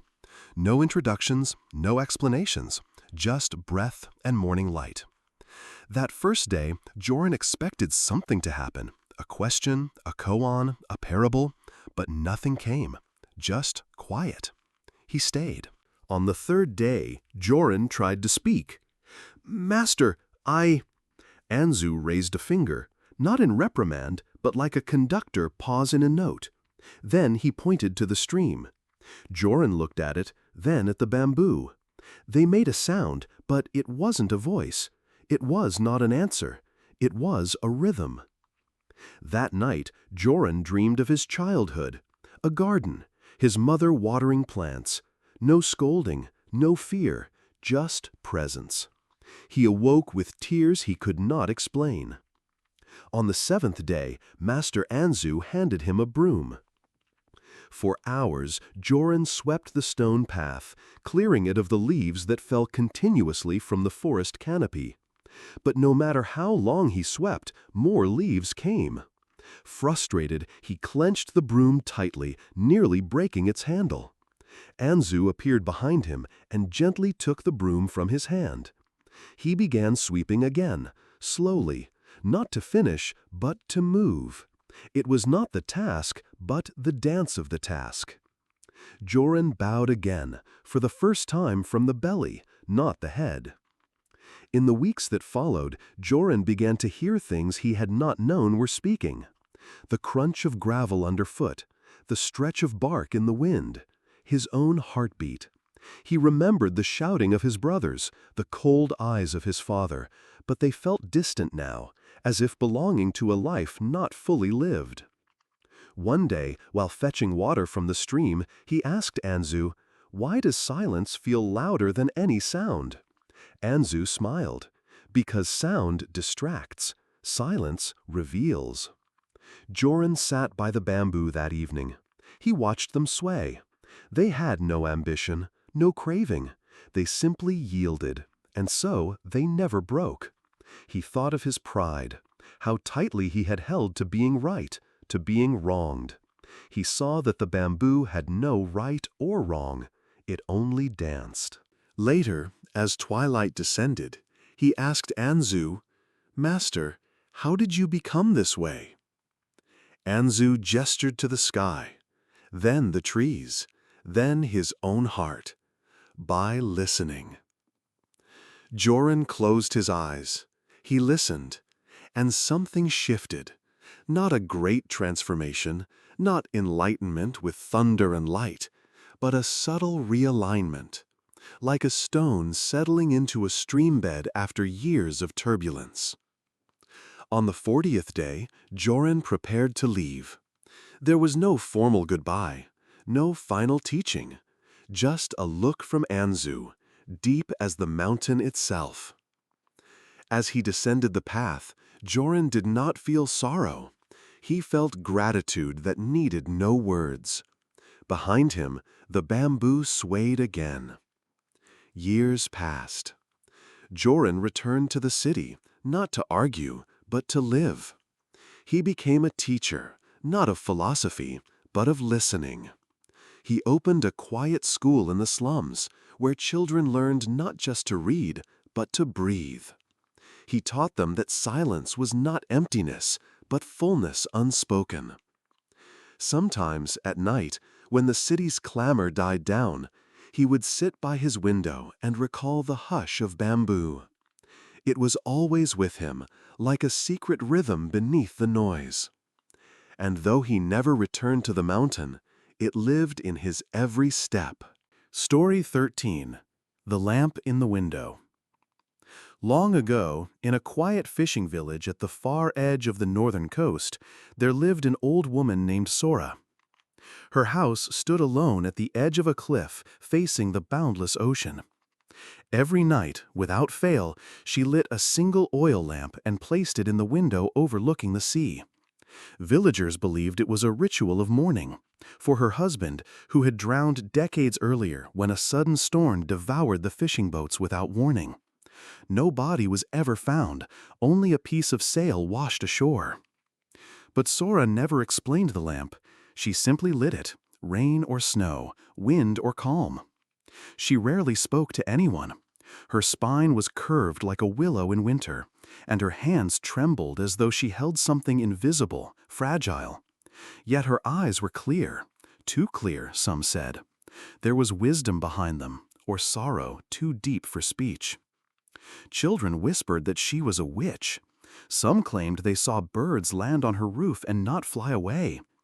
Others said she never slept, that she could speak to the ocean and it would answer. But the truth was simpler. Sora had once been vibrant, young, full of laughter that spilled like spring water.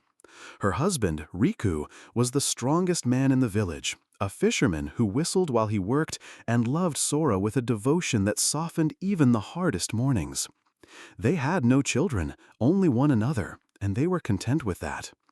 Every evening he returned from the sea, and she would light the lamp to welcome him home, its glow like a heartbeat waiting at the shore. Until the storm came. After that, something inside her did not break, it sank. But she kept the ritual. The lamp continued to shine each night, as if it could still guide Riku back. Not out of madness or denial, but out of something deeper, faith perhaps, or the refusal to let love be swept away with the tide. Years rolled on. People grew old. Children moved to cities. Storms came and went. The village changed. But Sora remained, the lamp in her window unchanged. One autumn, a young man named Haru came to the village. He was a traveler, a writer in search of quiet, someone who had lost his voice to the chaos of the city and came north to remember the taste of silence. He rented a room at the inn and spent his days walking the cliffs, notebook in hand, though he rarely wrote anything. One night, unable to sleep, he wandered toward the sound of the waves and saw the faint flicker of the lamp. Curious, he followed it. The wind bit his skin, and the stars hid behind layers of cloud. Yet the glow guided him like a thread. He reached the house and saw the old woman sitting by the window, hands folded, eyes closed. The lamp flickered behind her, casting shadows on the worn walls. He didn't knock. He stood outside and watched. The next morning, he returned.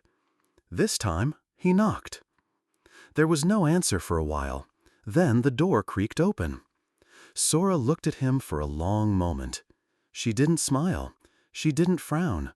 She simply nodded and turned, leaving the door open. He stepped inside. They didn't speak. She poured him tea. He drank. They sat in silence. It became a pattern. Every morning he would visit. Sometimes she would offer him tea, sometimes not. Occasionally she would sweep the floor or feed the birds, and he would help. But there were no stories, no questions. One day he asked, "Why do you light the lamp?" She looked at him and, after a long pause, said, "To remember the way back." He frowned, "But he never returned." "No," she said, "but I did." He didn't understand, not then. As the weeks passed, Haru began to change. The silence no longer felt heavy. The sea no longer seemed distant. The lamp in the window became more than a curiosity. It became an anchor. One afternoon, after helping her stack firewood, he said, "I used to write, but I stopped." Sora nodded. "Because something broke?" "Yes." "Then write about what remains." He blinked. "What if nothing remains?" She looked toward the sea. Even the tide returns. That night, he opened his notebook and wrote his first sentence in over a year. In the following days, he wrote more. Not stories, but fragments, observations, small truths, memories like sea glass. Sora read none of it. She didn't need to.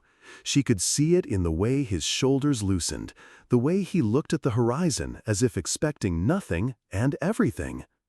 One evening, a great storm rolled in. The sea thrashed like a beast, and the sky cracked with fury. The village shuttered its windows, lights went out, but Sora lit her lamp as always and placed it in the window. Haru was with her. He watched as the flame danced inside the glass, unwavering even as the wind howled. "You could lose power," he said. "I don't light it for power," she replied. "I light it so the dark remembers me." Later that night, the lamp blew out. For the first time in 40 years, the light was gone. Sora said nothing. She stared at the empty window, eyes hollow. Haru stood, found a candle, lit it, and placed it in the same spot. Sora blinked, then smiled, slowly, like dawn cracking ice. The next morning, she was gone. Not dead, not missing. Gone, as in no longer there. Her chair sat empty, her teacup untouched, her coat hung by the door, but no trace of her breath remained. Haru waited for days, then weeks. Then he lit the lamp, and kept lighting it. Not for Sora, not even for himself, but for the silence that had once welcomed him when he was lost. People in the village began to speak of the new hermit, the man who lived on the cliff and lit a lamp each night. Children made up stories, travelers wrote poems, but none knew the truth. Only Haru did. He had not come to find a story. He had come to remember the way back. And he had found it, in the soft flicker of a flame and the quiet that asked for nothing, not even words, only presence, only return. Story 14. The Whisper Beneath the Lantern Tree. It was in the foothills of Ayama, nestled between a river that spoke in murmurs and a forest that sighed with every breeze, that the lantern tree stood. No one in the nearby village knew who had planted it or how long it had lived. Its roots twisted into the earth like veins reaching for a forgotten heartbeat, and its branches stretched across the sky, always adorned with small red paper lanterns, even in the bitter snow of winter. Villagers told stories, of course. They said that the lantern tree bore the prayers of those who had died in silence. That if you stood beneath it in the hour before dawn and asked the right question, the tree might answer, not with words, but with memory. Kaito had heard these tales since he was a child, clinging to his mother's hand as she pointed toward the tree in the distance and whispered, "That is where sorrow goes to sleep." But Kaito did not believe in stories, not until the day he lost Hana. She had been his wife for 6 years, and for every one of those years her laughter filled their home like warm light. Then, one night, she simply disappeared. No note, no sound.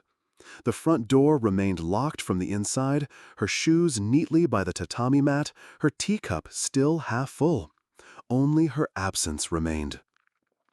The police searched, neighbors whispered.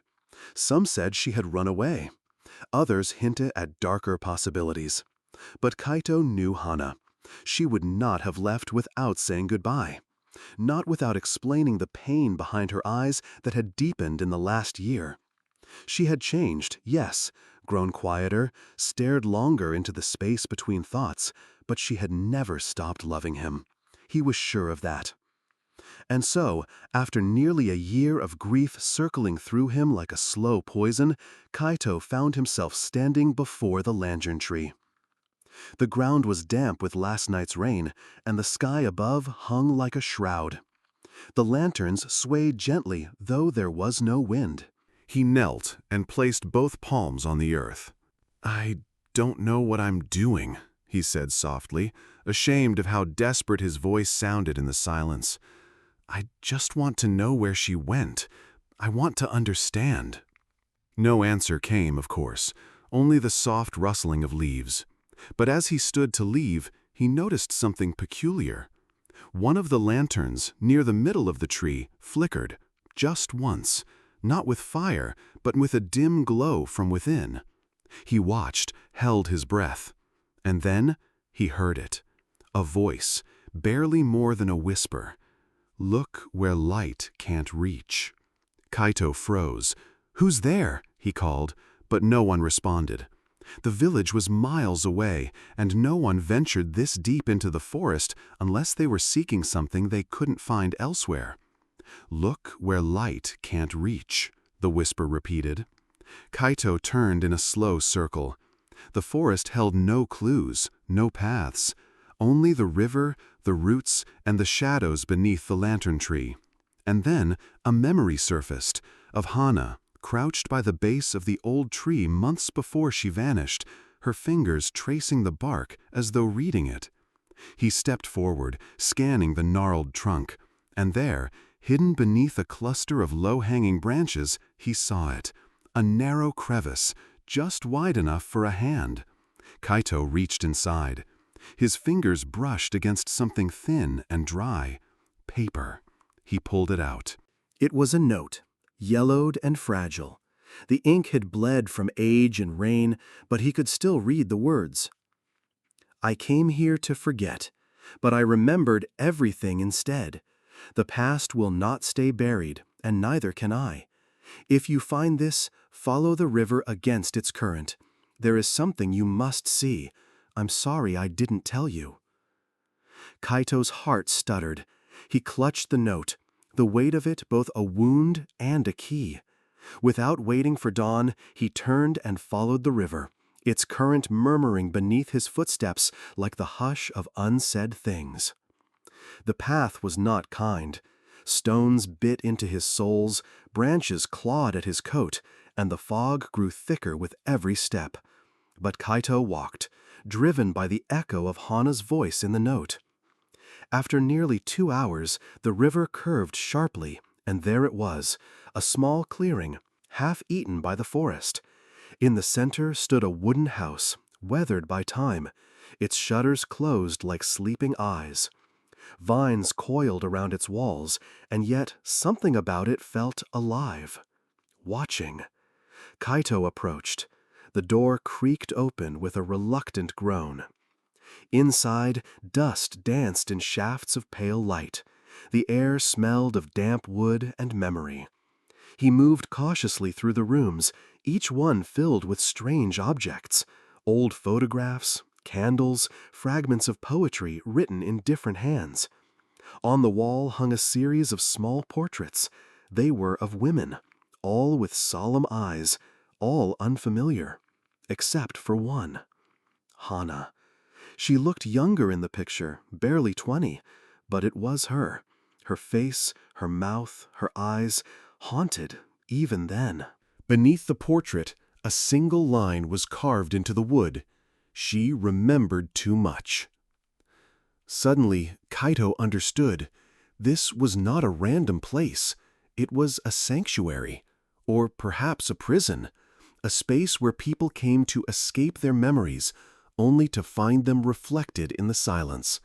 Hana had found it, or perhaps it had found her. He sat down in the middle of the room, heart pounding.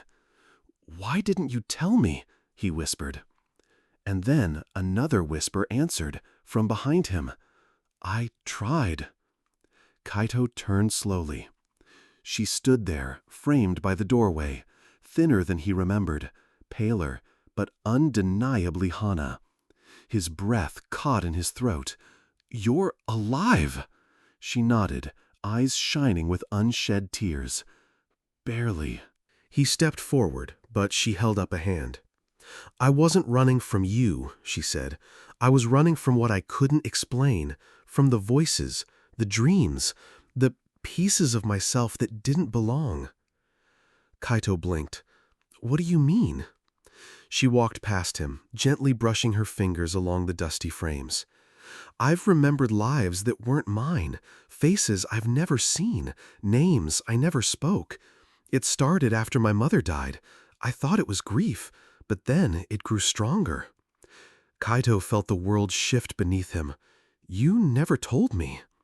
I was afraid you'd think I was mad, or worse, try to fix me." He sank to his knees. "I wouldn't have.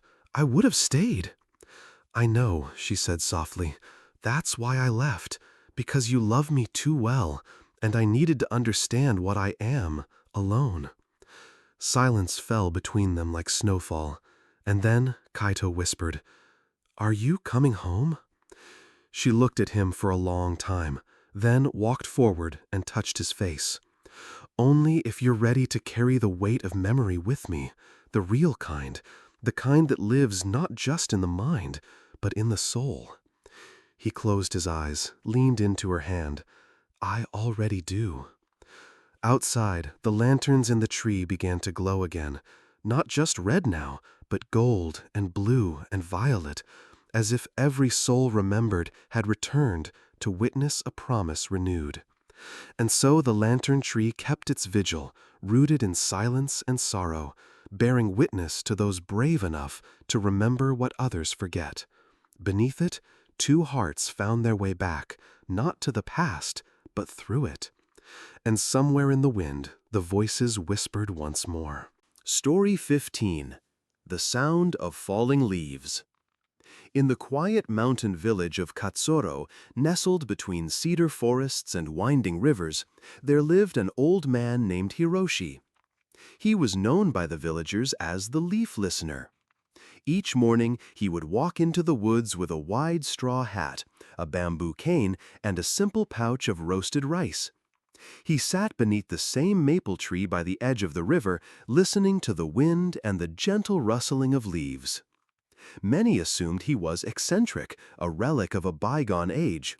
But the elders knew that Hiroshi had once been a renowned monk and scholar, who left the monastery without a word after a personal tragedy no one dared to speak of.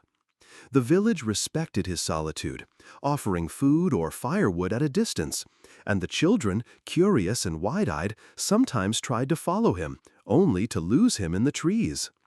One brisk autumn morning, a traveler arrived, a young man named Daiki, lean and weathered, with restless eyes and a burdensome heart. He claimed to be a student of philosophy, but anyone could see he carried something far heavier than books in his rucksack. He asked about the Leaf Listener. Some warned him to leave the old man alone, but others, sensing something unresolved in the traveler's voice, gave him directions to the river. Daiki found Hiroshi sitting still, eyes closed, hands folded over his knees. "You are the Leaf Listener?" Daiki asked quietly. The old man opened his eyes. "I am the one who listens. Whether it is leaves, or wind, or sorrow, I cannot say." "I need to understand," Daiki said. "I need to know why the world is so full of suffering." Hiroshi studied the boy's face. "And if you do, what will you do with that knowledge?" Daiki didn't answer. He only sat down opposite the old man, breath misting in the cool air. They sat in silence for a long while. Then Hiroshi spoke. "When I was younger, I believed that suffering was something to be solved, that wisdom could end pain, that rituals could silence grief. I was wrong." Daiki frowned. "Then what is the point of practice, of faith?" "Practice is not for escaping suffering," Hiroshi replied. "It is for sitting with it, like you are now." A gust of wind shook the maple tree above them. Leaves fluttered down like golden raindrops. Daiki watched one fall into the river, spinning before it vanished beneath the surface. "I lost someone," Daiki said. "My sister. She jumped from the train platform while I was looking for my headphones. I was just 2 meters away. I keep thinking, if I had held her sleeve, if I had said something, anything." Hiroshi did not respond immediately. He reached into his pouch and offered Daiki some roasted rice. Daiki accepted, chewing slowly, eyes on the river. "Guilt is a ghost," Hiroshi said. "It whispers that you could change the past, but the past is a door that only opens one way." "I see her in my dreams," Daiki said, "sometimes smiling, sometimes screaming." "She came to you," Hiroshi nodded. "Then she is not lost. But she's dead." "Even so," Hiroshi said, "what is lost is not always gone. What is gone is not always dead. The dead live in our choices, in our silences." Daiki looked down. "How do you carry the weight?" "I stopped carrying it," Hiroshi said. "I laid it beside me. Sometimes it wakes before I do. Sometimes it sleeps for days, but it is no longer strapped to my back." Daiki nodded, not fully understanding, but sensing the shape of something beyond words. They returned each day to the same spot, sitting beneath the tree, sharing food, silence, and fragments of memory. Daiki spoke of childhood days playing with his sister, of the soft rasp of her voice, of the way she hummed when she was anxious. Hiroshi, in turn, shared a story. "When my son died," he said one day, "I stayed in the monastery. I chanted sutras, I lit incense, but none of it reached him, not really. One day I walked into the woods to gather mushrooms. I sat beneath this very tree and heard a leaf fall, just one, And in that sound, I realized my grief was not separate from nature. It was part of it, just like that leaf, a falling, a letting go. Daiki closed his eyes, listening. All around them, leaves fell in gentle cascades. One morning, a storm came early. The sky darkened and rain thudded against the leaves like distant drums. Hiroshi was not at the tree when Daiki arrived. Worried, he made his way up the hill toward the cluster of mossy stones where the old man was said to live. The hut was little more than wood and cloth, but it was dry. Hiroshi was sitting inside, staring at a faded photograph. It was of a woman and a young boy. The corners were frayed from being held too often. Daiki stepped in quietly. "She was my wife," Hiroshi said without looking up. "She died before our son. I did not understand then. I only raged. And the boy, he stopped speaking after her funeral. One day, I found him by the river, cold and silent. I left the monastery soon after. There were no answers there." Daiki sat beside him, the rain thick on the roof. "You're not alone," the young man said. "I know," Hiroshi replied. "Neither are you." They shared tea in silence. It was bitter and warm, like sorrow tempered by time. In the days that followed, Daiki began to rise earlier. He swept Hiroshi's hut, repaired the cracked steps, and even planted herbs near the window. The villagers noticed the change. His eyes were less haunted, his hands less clenched. One afternoon, as the first frost touched the grass, Hiroshi handed Daiki a small bundle wrapped in cloth. Inside was a set of prayer beads, worn smooth with use. "They were my son's," he said. "Now they are yours. Not to remember him, but to remember yourself." Daiki took them with reverence. "Will I always feel the ache?" he asked. "Yes," Hiroshi said, "but the ache will change. At first it is a wound, then a scar, then perhaps a story, and eventually a song." That night, Daiki dreamed not of his sister on the train tracks, but of her sitting beside him, legs folded, smiling as she hummed a lullaby. The sound stayed with him as he awoke, soft as wind through the trees. When spring came, Hiroshi passed quietly in his sleep, beneath the tree where he had spent so many years.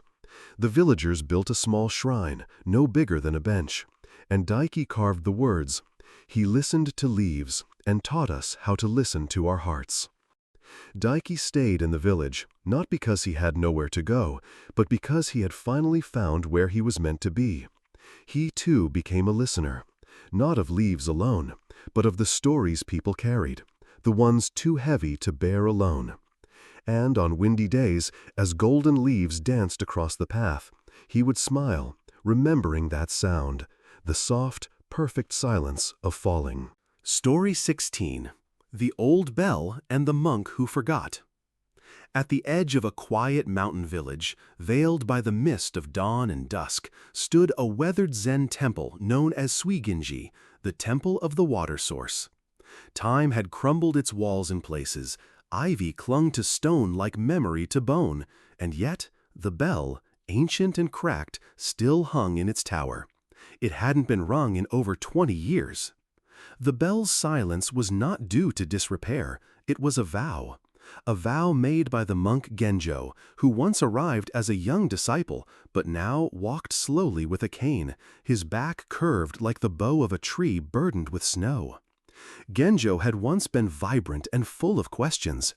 In his youth, he had climbed the mountain to Suiginji seeking enlightenment, expecting teachings carved into stone, miraculous visions, or wisdom delivered in thunderclaps. What he found instead was silence. His master, old Ichin, spoke rarely. When Genjo asked about the sound of one hand clapping, Ichin simply pointed at the wind blowing through pine needles. When Genjo asked about karma, Ichin handed him a broom and said, "Sweep the path and you'll see." Years passed. Genjo swept, meditated, served tea, and watched seasons pass like clouds across the sky. Still, he yearned for an awakening grand and unmistakable. His frustration grew, quietly, beneath his practiced serenity. One summer, a great drought struck the region. Crops failed, rivers thinned, and the people suffered. Villagers climbed to the temple, pleading with Genjo for rain. But Genjo, now the head monk, had long forgotten the rituals. He had memorized scriptures, but had not once connected with the sacred in his own heart. He turned them away with polite bows and empty phrases. On the 7th day of no rain, a child named Ren came alone. His cheeks were sunken, his lips dry, and he held in his small hand a bowl cracked and empty. "Master Genjo," the boy said, "the old bell brings rain, doesn't it? That's what the elders say." Genjo shook his head. "The bell has not been rung in 2 decades. "But why?" the child asked. Genjo turned away. "Because when I last rang it, I believed something would change, but nothing did." The boy stood silently, his eyes wide. "Nothing changed? Or did you stop listening?" That night, Genjo could not sleep. The boy's words echoed louder than any bell. He wandered the temple grounds, memories crawling out of shadows, the vows, the teachings, the dreams of his youth. And with each step, he felt a deeper sense of absence, not of sound, but of soul. He had buried his longing beneath rituals, his compassion beneath detachment. At dawn, Genjo climbed the bell tower. The bell hung like a forgotten truth, covered in moss and spiderwebs. He stared at the rope. His hands trembled. He rang it. The sound shattered the silence of 20 years. Deep, long, resonant. It poured down the mountainside like a waterfall of remembrance. The villagers stopped in their tracks. Birds took flight. Ren, still lying awake beside his sleeping mother, sat up in awe. Rain did not come that morning, but something shifted. Villagers climbed up again, not for miracles, but to help restore the temple. They brought tools, laughter, food. The old temple, once a place of silence, became alive again with breath and footsteps. In time, the rains returned. But more than that, something returned to Genjo, a living practice. He began teaching, not with riddles or silence, but with presence. He asked questions. He admitted when he didn't know. He played with the children, wept with the mourners, and listened, not to scriptures, but to the suffering and joy in the hearts of the people. One day, Ren came back, taller now, his eyes still filled with questions. "Master Genjo," he asked, "why did you stop ringing the bell for all those years?" Genjo smiled, placing a hand on the boy's shoulder. "Because I mistook silence for peace, forgetting that even silence must be heard. I was waiting for heaven to speak, but I hadn't yet learned to listen to earth." The bell was no longer a symbol of miracle. It became the call to return, to begin again. It rang not for answers, but for presence. And each time it did, it reminded the village and Genjo that awakening is not a thunderbolt from the sky, but the slow opening of the heart. Zen parable. A monk asked his master, "When will I be enlightened?" The master replied, "When you stop chasing the sound and start hearing the silence." Philosophical reflection. This story reminds us that the path to awakening is often found not in dramatic moments or mystical experiences, but in the quiet return to what is essential. Genjo's journey reflects a common human tendency to seek profound transformation outwardly while neglecting the subtle call within. The bell symbolizes not divine intervention, but the echo of remembrance, the call to show up, to reconnect, and to allow healing through presence. Psychological insight. Genjo's disillusionment mirrors what psychologists often describe as spiritual bypassing, using spiritual practices to avoid dealing with emotional wounds or responsibilities. His avoidance of the bell, his detachment, and his reluctance to engage deeply with others stemmed from unresolved disappointment and fear of failure. It was only through reconnecting with vulnerability and community that Genjin rediscovered his purpose. This is a reminder that healing requires not escape, but engagement, with ourselves, with others, and with the very realities we once tried to transcend. Meditative closing. Sit quietly. Imagine an old bell in your heart, silent not because it is broken, but because it is waiting. With each breath, listen not for noise, but for what you've forgotten to feel. Ask gently, what in me is calling to be heard again? Let the bell ring, not to change the world, but to remind you you're still here. You are still listening. You are still alive. Story 17. The Window of the Wind. It had been nearly 20 years since May last returned to her hometown, a quiet coastal village wrapped in silence and wind. When she stepped off the train, the air smelled of salt and old memories, thick with the scent of moss-covered rooftops and distant waves crashing against forgotten cliffs. She was older now, carrying lines on her face and grief folded into the soft corners of her eyes. But inside, the girl who once sat by the wooden window every afternoon, watching the wind play with the tall grass, still stirred. That window, that house. It was still there, just as she left it, worn and faded, its paint peeling like time's patient undoing. She reached out and ran her fingers along the windowsill, the same spot her mother used to clean every Sunday morning, humming low hymns to the trees. Everything was smaller now. The rooms, the garden, even the wind felt thinner. That night, she stayed in the old house. Dust clung to the corners, but she didn't mind. The silence comforted her. It was not empty silence, but a dense, spiritual one, almost as if the walls themselves had held their breath, waiting for her return.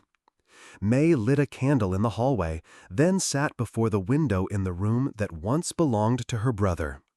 The room had been locked for years after his death. No one had dared enter it. Her father, a stern man who loved his son more than anything, had nailed it shut with a trembling hand and refused to speak of him again. May remembered the night it happened, the whispers in the dark, the sirens, her mother's wails echoing through the dawn. He had jumped. That's what they told her. That's what she was meant to believe. But something never sat right in her chest. And now, 20 years later, she had come not just to mourn, but to remember. She opened the window, letting the sea breeze in. Her brother, Lion, had always spoken to the wind.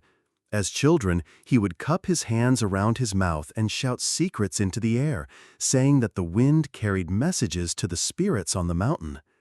"What are you telling them?" she used to ask. He'd wink. "That we're still listening." That night, May found a small box beneath the floorboards of Lion's room. Inside were folded pages, some torn from books, others yellowed from age, poems, drawings, fragments of thoughts. One page stood out. It was a letter, addressed to no one, written in her brother's handwriting. "The silence has grown louder, and I fear it will soon consume me. Every smile feels borrowed, and every day I drift further from the boy you once knew. If anyone finds this, forgive me. I am not the storm. I am only the echo." May's hands trembled. This wasn't a suicide note. It was a plea, a cry stitched together by pain and quiet suffering. But the question returned. Why? What had driven him to such a state? She searched further, now obsessed. Old photos, journals, recordings. And then she found something strange. A small cassette hidden behind the bookshelf. On it was written one word: Father. Her heart slowed. She found the old recorder, inserted the tape, and pressed play. A moment of static, then her brother's voice, shaky and low. "August 3rd, it's 2 a.m. I heard them again tonight, Father and the man from the factory. They argue in the shed every few nights. I only understand parts of it. Something about numbers, reports, accidents being buried. He says they'll come after him if he talks. I don't know what it means, but I'm scared. He yelled at me when I asked." Then again, her brother's voice, now softer. "I think he's hiding something. I think someone got hurt, maybe even died. I keep dreaming of the sea swallowing our house. Maybe that's what guilt does. It drowns." The tape ended. May sat frozen. Her father had always been revered in the town, manager of the local steel factory, provider, protector. But what if he wasn't just hiding grief? What if he was hiding truth? The next morning, May walked to the cliffs. Below them, the remains of the old steel factory still stood, rusted and crumbling. Locals avoided it, calling it cursed after an explosion had killed 3 workers years ago. But May remembered what the paper said at the time: equipment malfunction, accidental fault, no negligence found. But Leon's tape hinted otherwise. She went to the archives, pushing through dust and bureaucracy. Most reports were sealed, but in a forgotten drawer, she found a letter addressed to the local safety board, unsigned, never sent. It listed dates, names, and an internal memo referencing a suppressed audit. At the bottom, written hastily, "If this gets out, we're all finished." She didn't need confirmation. She knew. Her father had been part of a cover-up, and Leon, her brother, the boy who spoke to the wind, had discovered the truth. Maybe he confronted their father. Maybe the silence that followed wasn't grief, but guilt. May walked back to the house, her steps slow. The wind had picked up.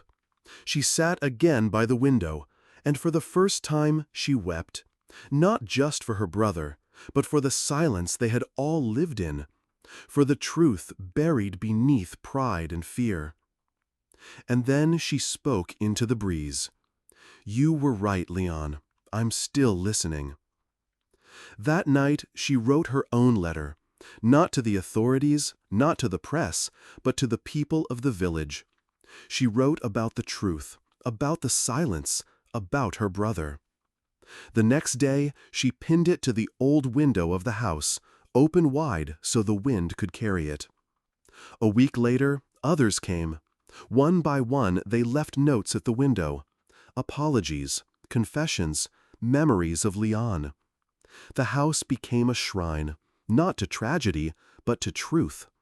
And every afternoon, when the wind danced through the tall grass, it carried not just loss, but healing. Story 18. The Lantern in the Rain. It was late autumn in the mountain village of Hoshikura.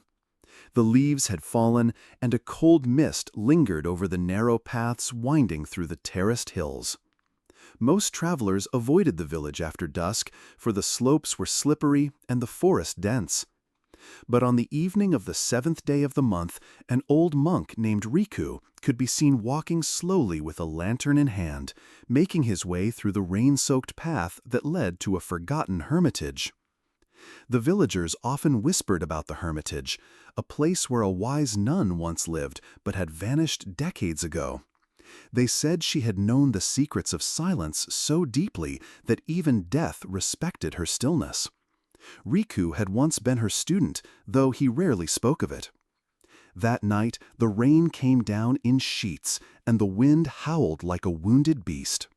Riku's robes clung to his thin frame, and yet he walked as if the storm did not touch him.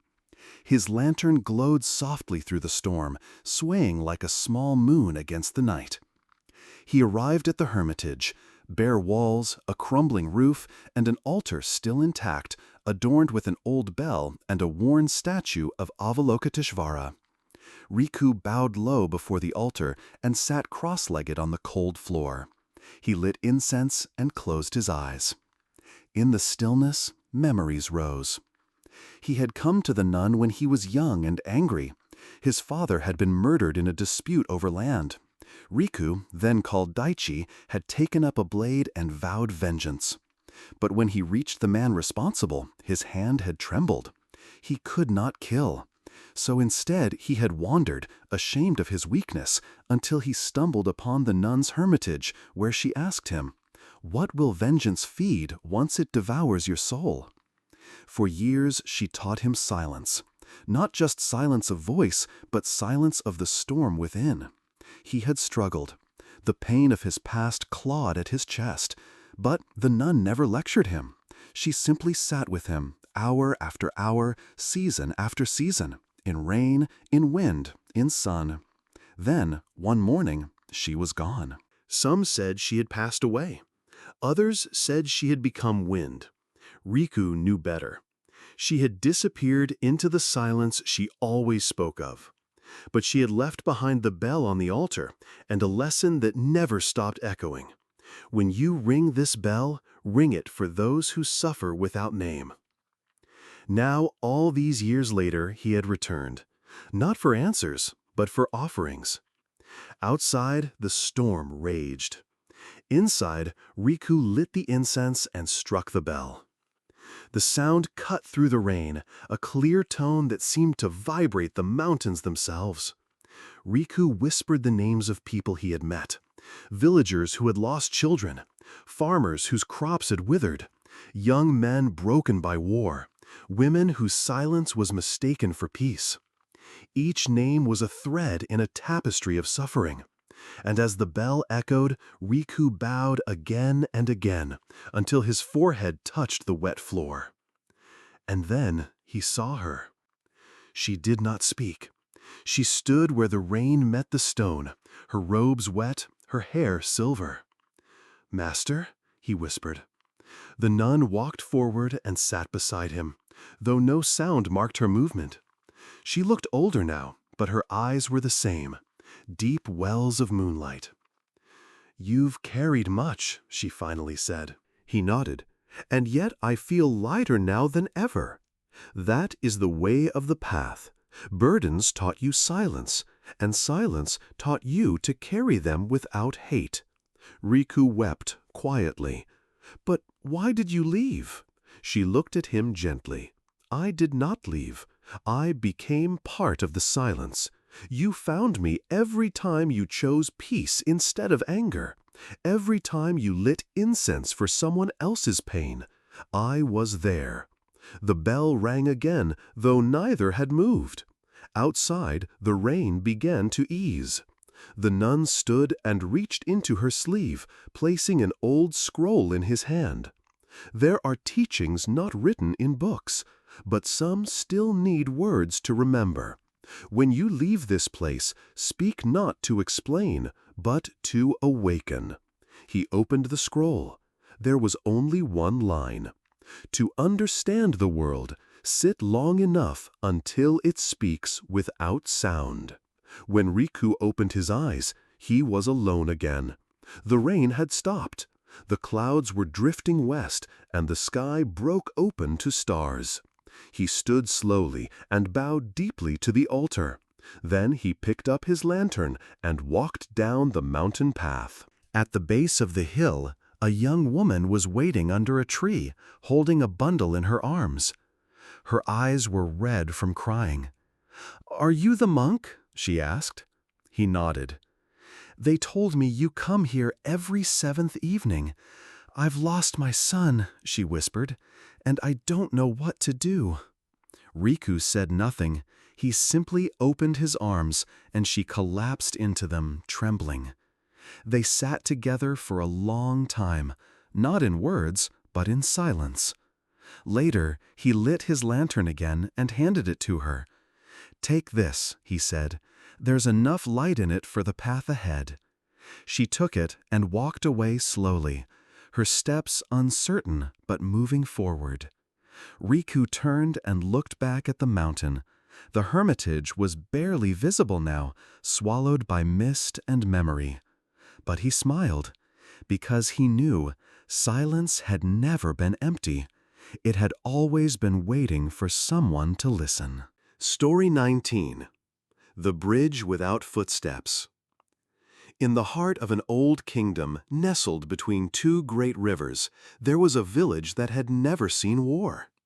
The mountains surrounding it were tall and protective, and the rivers, wide and impossible to cross without the stone bridge, served as both guardians and boundaries. Life in the village was peaceful. Too peaceful, some said. For peace without awareness, like silence without depth, is but sleep. A boy named Kaito was born in this village, the son of a weaver and a potter. His parents were humble, honest, and deeply kind. They taught him to work with his hands and live with an open heart. But Kaito, unlike the others, often sat in stillness beside the river, staring not at the flowing water, but at the bridge. The bridge of Sho was ancient, built by monks long ago, with legends carved into its stones. It was said that the bridge did not belong to time. No one knew who Sho was. Some thought he was a monk, others a spirit. But the legend said that once every generation, the bridge would call someone across, and whoever walked it would vanish, leaving behind no footprints, no sound, only a single question. Why do you walk? No one in the village had walked the bridge in over 70 years. Children were told not to go near it, and adults passed it in silence. But Kaito was drawn to it, not out of rebellion, but longing. It wasn't adventure he craved, it was meaning. When Kaito turned 21, the sky cracked with thunder, though no storm followed. That night, as he sat beside the river, the lanterns along the bridge lit themselves one by one, as if someone invisible had touched them. He stood, and the silence grew louder than any noise he had known. The next morning, he returned home and told his parents he would leave. "I must go across the bridge," he said. His mother's eyes filled with quiet grief. "You'll never come back." "Then I will carry you within me." His father placed a hand on his shoulder. "Go with all your questions, but do not expect answers. The bridge does not offer what you want, it offers what you are." Before sunrise, Kaito returned to the bridge. The lanterns were still glowing, though the night had passed. The stones under his feet felt warm. He took a breath and stepped onto the bridge. There was no sound. Even the river, always murmuring, had gone silent. 1 step, 2, 3. As he reached the middle of the bridge, the village behind him faded. Not in mist or magic, but in presence. It no longer felt like it belonged to the world he was walking toward. At the end of the bridge, a forest awaited him, dense, dark, but not unkind. He walked for hours, perhaps days. Time had lost its shape. Hunger did not come, nor did thirst. Only the thoughts came, old memories, old doubts, the echoes of his childhood, questions he thought long buried. Why had he never been satisfied? Why did the quiet disturb him more than noise? Then he saw the first hermit. She sat beside a pond, eyes closed, unmoving. Her hair was white, her robes gray. Kaito approached and bowed. "Have I come to the right place?" She opened her eyes. "There is no place that is not the right place. Only time makes it feel otherwise." "I'm looking for meaning," he said. "I crossed the bridge of Sho." She smiled faintly. "Then you are carrying it." He frowned. "But I don't feel any different. I'm more confused than ever." That is how the door begins to open. She offered him a seat beside her, and they sat in silence. The pond did not reflect the sky. It reflected only whoever looked into it. Kaito saw not his face, but moments. He saw himself stealing fruit as a boy and crying afterward, not from guilt, but from the emptiness the act did not fill. He saw the time he saved a bird, only to see it die in a storm days later. He saw himself weeping alone after a friend moved away, realizing he had never said goodbye properly. He turned away. "Why do I carry all this?" "Because it's unfinished." "Do I need to finish it?" "No," she said gently. "You need to see it." She stood and walked away, leaving no trail. Kaito continued on. The second figure he met was a man sitting on a stone, sharpening a blade. His robes were red, his hands scarred. "Are you a monk?" Kaito asked. The man looked up. "I was once, until I learned that vows without questions are as heavy as chains." Kaito sat down nearby. "Do you know what lies at the end of this path?" The man pointed to Kaito's chest. "The end is where your beginning transforms." "But what if I find nothing?" "Then you will have found what most fear, the truth that nothing is missing." Kaito did not understand, but he bowed again and left. He walked through rain without wetness. He saw trees grow in reverse, leaves climbing back to branches. He passed through mirrors hanging between trees, and in each reflection he was older, younger, wounded, laughing. Then he reached the clearing. There was no temple, no throne, only a circle of stones, and in the center a small stone lantern with a flame that did not flicker. He approached it and sat. The question returned, "Why do you walk?" This time he did not try to answer with words. He remembered the silence of his village, the soft hands of his mother weaving, the cracked fingers of his father shaping clay, the laughter of the children at the festival, the ache in his heart that never truly spoke. He closed his eyes, and in that moment the lantern's flame moved, not outward but inward. It lit something within him that had always been there, a quiet space, unburned by time, untouched by regret. A place where the river, the bridge, and his own breath were one. He stayed there until even his name felt like a sound no longer needed. When he opened his eyes, he was back on the bridge. But something had changed. The village was as it had been. The river still flowed. Yet, as he stepped forward, he saw that no one noticed him. He was there, but not quite. He returned to his family's house. His parents sat by the fire, older than he remembered, but peaceful. On the table was a bowl of rice and a single candle, and beside it, a scroll. He picked it up. It read, "The one who crosses the bridge must become the bridge." He turned, walked back outside, and stood at the edge of the river. The lanterns lit once more, but this time they waited for someone else. And Kaito stood beside the first lantern, not as a boy seeking answers, but as the beginning of someone else's question. Story 20. The Man Who Planted Time. The villagers of Bale Hollow had long whispered about the man who lived in the forest. They called him the Keeper. Nobody remembered when he had first arrived. Some said he was a traveler who'd never left. Others believed he was born from the roots of the ancient trees themselves. Children dared one another to bring back a leaf from his garden. Teenagers passed by his fence with laughter, then walked faster when the breeze turned cold. But nobody truly knew what he did out there, alone among the whispering trees. Until Mara. Mara wasn't like the other villagers. She didn't laugh when her classmates mocked the man. She didn't walk faster when she neared the forest. Instead, she paused, listened. Her father, a woodsman, had told her stories about the Keeper, how he spoke to the land in silence, how he never aged, how time moved differently around his garden. Mara didn't believe in fairy tales, but she believed in loneliness, and she believed in questions no one dared to ask. On her 17th birthday, Mara entered the forest alone. She walked for what felt like hours. The light shifted subtly, warmer, softer. The wind carried no birdsong, only a stillness thick enough to taste. Then she saw it, a gate of woven branches, shaped not by hand, but by intention, as if the trees themselves had bent to form it. She hesitated, then pushed it open.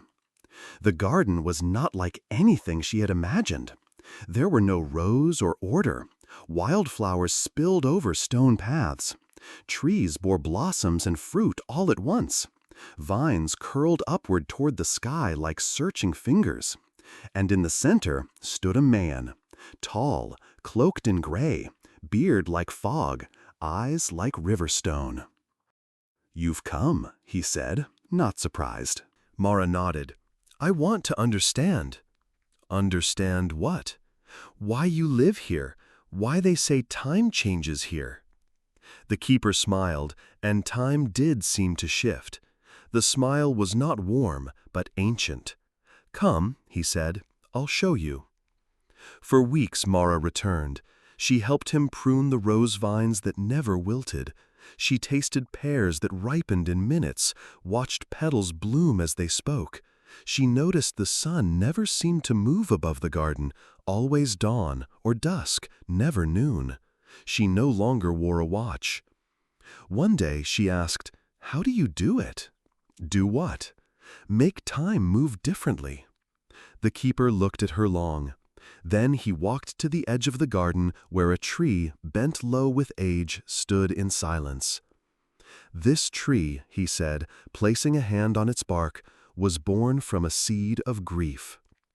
Mara tilted her head. "Grief?" He nodded. "When my wife died, I came here. I dug a hole for her ring and planted it with the seed of a rose. I spoke my sorrow into the earth, and the garden listened." The leaves rustled gently, though there was no breeze.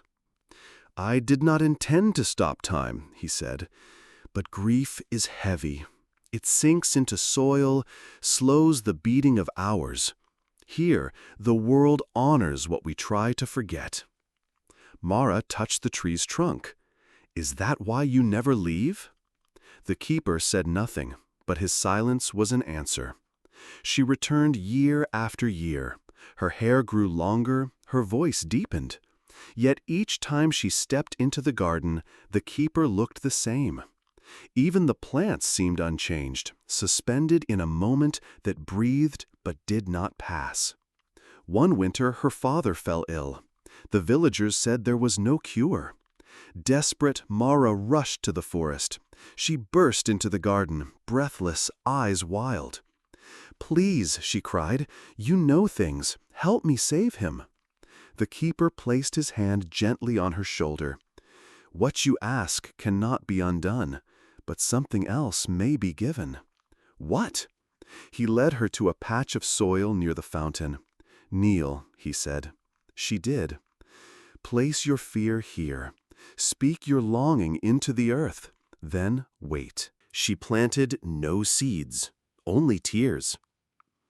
The next morning, she found a flower she had never seen before. Its petals shimmered with warmth. She plucked it, ran home, brewed its leaves into tea. Her father drank.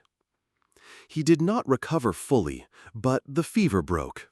The villagers called it a miracle. Mara knew it was something else. The garden had listened. Years passed. Mara became a healer, respected and strange. She carried no clock. Time, to her, was measured in breath, in bloom, in grief and grace. But the villagers noticed something odd. Though her hair grayed, her eyes remained young. One spring, she returned to the garden to find the keeper sitting beneath the grief tree, his hands folded, eyes closed. A stillness greater than silence hovered around him. She knew. She sat beside him, resting her palm against the bark. The garden did not weep, but it listened. And as the seasons moved outside, inside the garden, time folded like petals. The keeper became part of the soil, his breath absorbed into leaf and root. Yet his story remained, not in books, not in monuments, but in the way the vines curled, the blossoms opened, the hours lingered like old songs. Mara stayed. Not forever, but long enough. When she left, the garden did not close behind her. Others came. They did not mock or dare or laugh. They came with broken hearts, quiet questions, and a longing to speak without sound. The garden listened. It always had. And though time moved forward outside its borders, Within that small space of green and grief, the past and present twined like branches, rooted in sorrow, blooming in memory. It is said that somewhere, deep in a forest that has no name, there is a garden where time does not pass, but grows. And in that garden, a single tree carries the stories of those who planted not seeds, but feelings, and waited, and healed. Story 21. The Forest of Letting Go. In the northern reaches of the mountains, beyond the farmlands and terraced rice paddies, there lay a deep forest where few dared enter. It was not haunted in the ghostly sense, but it held an aura that made even the boldest hunters hesitate. The villagers called it the Forest of Letting Go. They believed it swallowed your pain, and something more. Shun, a man in his late 30s, traveled from the city carrying a duffel bag filled with the ashes of his younger brother, Riku. It had been a senseless accident, drunk driving, wrong turn, metal twisted around metal. Shun had barely cried. Not at the hospital, not at the funeral, not even when cleaning Riku's apartment where his smell still lingered in the blankets. "I'm fine," he had repeated, like a chant, to everyone who asked. To his wife, to his mother, to himself. But fine felt like nothing, and nothing was eating him alive. He had read about the forest in an old blog post, someone's recount of visiting a Zen monk who lived deep inside and performed silent ceremonies for grief. It sounded absurd, and exactly what he needed. Shun entered the forest in early morning light, the kind that filters through pine in muted gold. He followed an unmarked trail, more of a suggestion than a path, winding past moss-covered stones and twisted roots. After 2 hours of walking, a small hut appeared among the trees. It had no door, just an opening, and a thatched roof that looked like it could collapse with one heavy storm. An elderly monk sat outside, sweeping the earth with a handmade broom. His robe was gray, his hands worn. He didn't look up when Shun approached, only said quietly, "You've brought more than ashes." Shun paused. He hadn't told the man anything. "Yes," he replied. The monk gestured inside the hut. "Put them there. Sit, I'll make tea." Inside, the room was bare except for a stone bowl, a mat, and a low wooden platform. Shun placed the urn gently in the center and sat. His legs trembled, not from the walk, but from everything he'd refused to feel. The tea came in silence, warm, slightly bitter, ground leaves with no sweetener, no apology. Finally, the monk spoke. "Grief is not a visitor. It is a part of the house." Shun stared into the steam. "I haven't cried." "Why should you?" "Because he was my brother, because he's dead." The monk studied him. "And tears would prove that?" Shun opened his mouth to answer, but closed it again. The monk nodded, satisfied by the silence. Over the next 2 days, Shun stayed in the hut. He did not speak unless asked a question.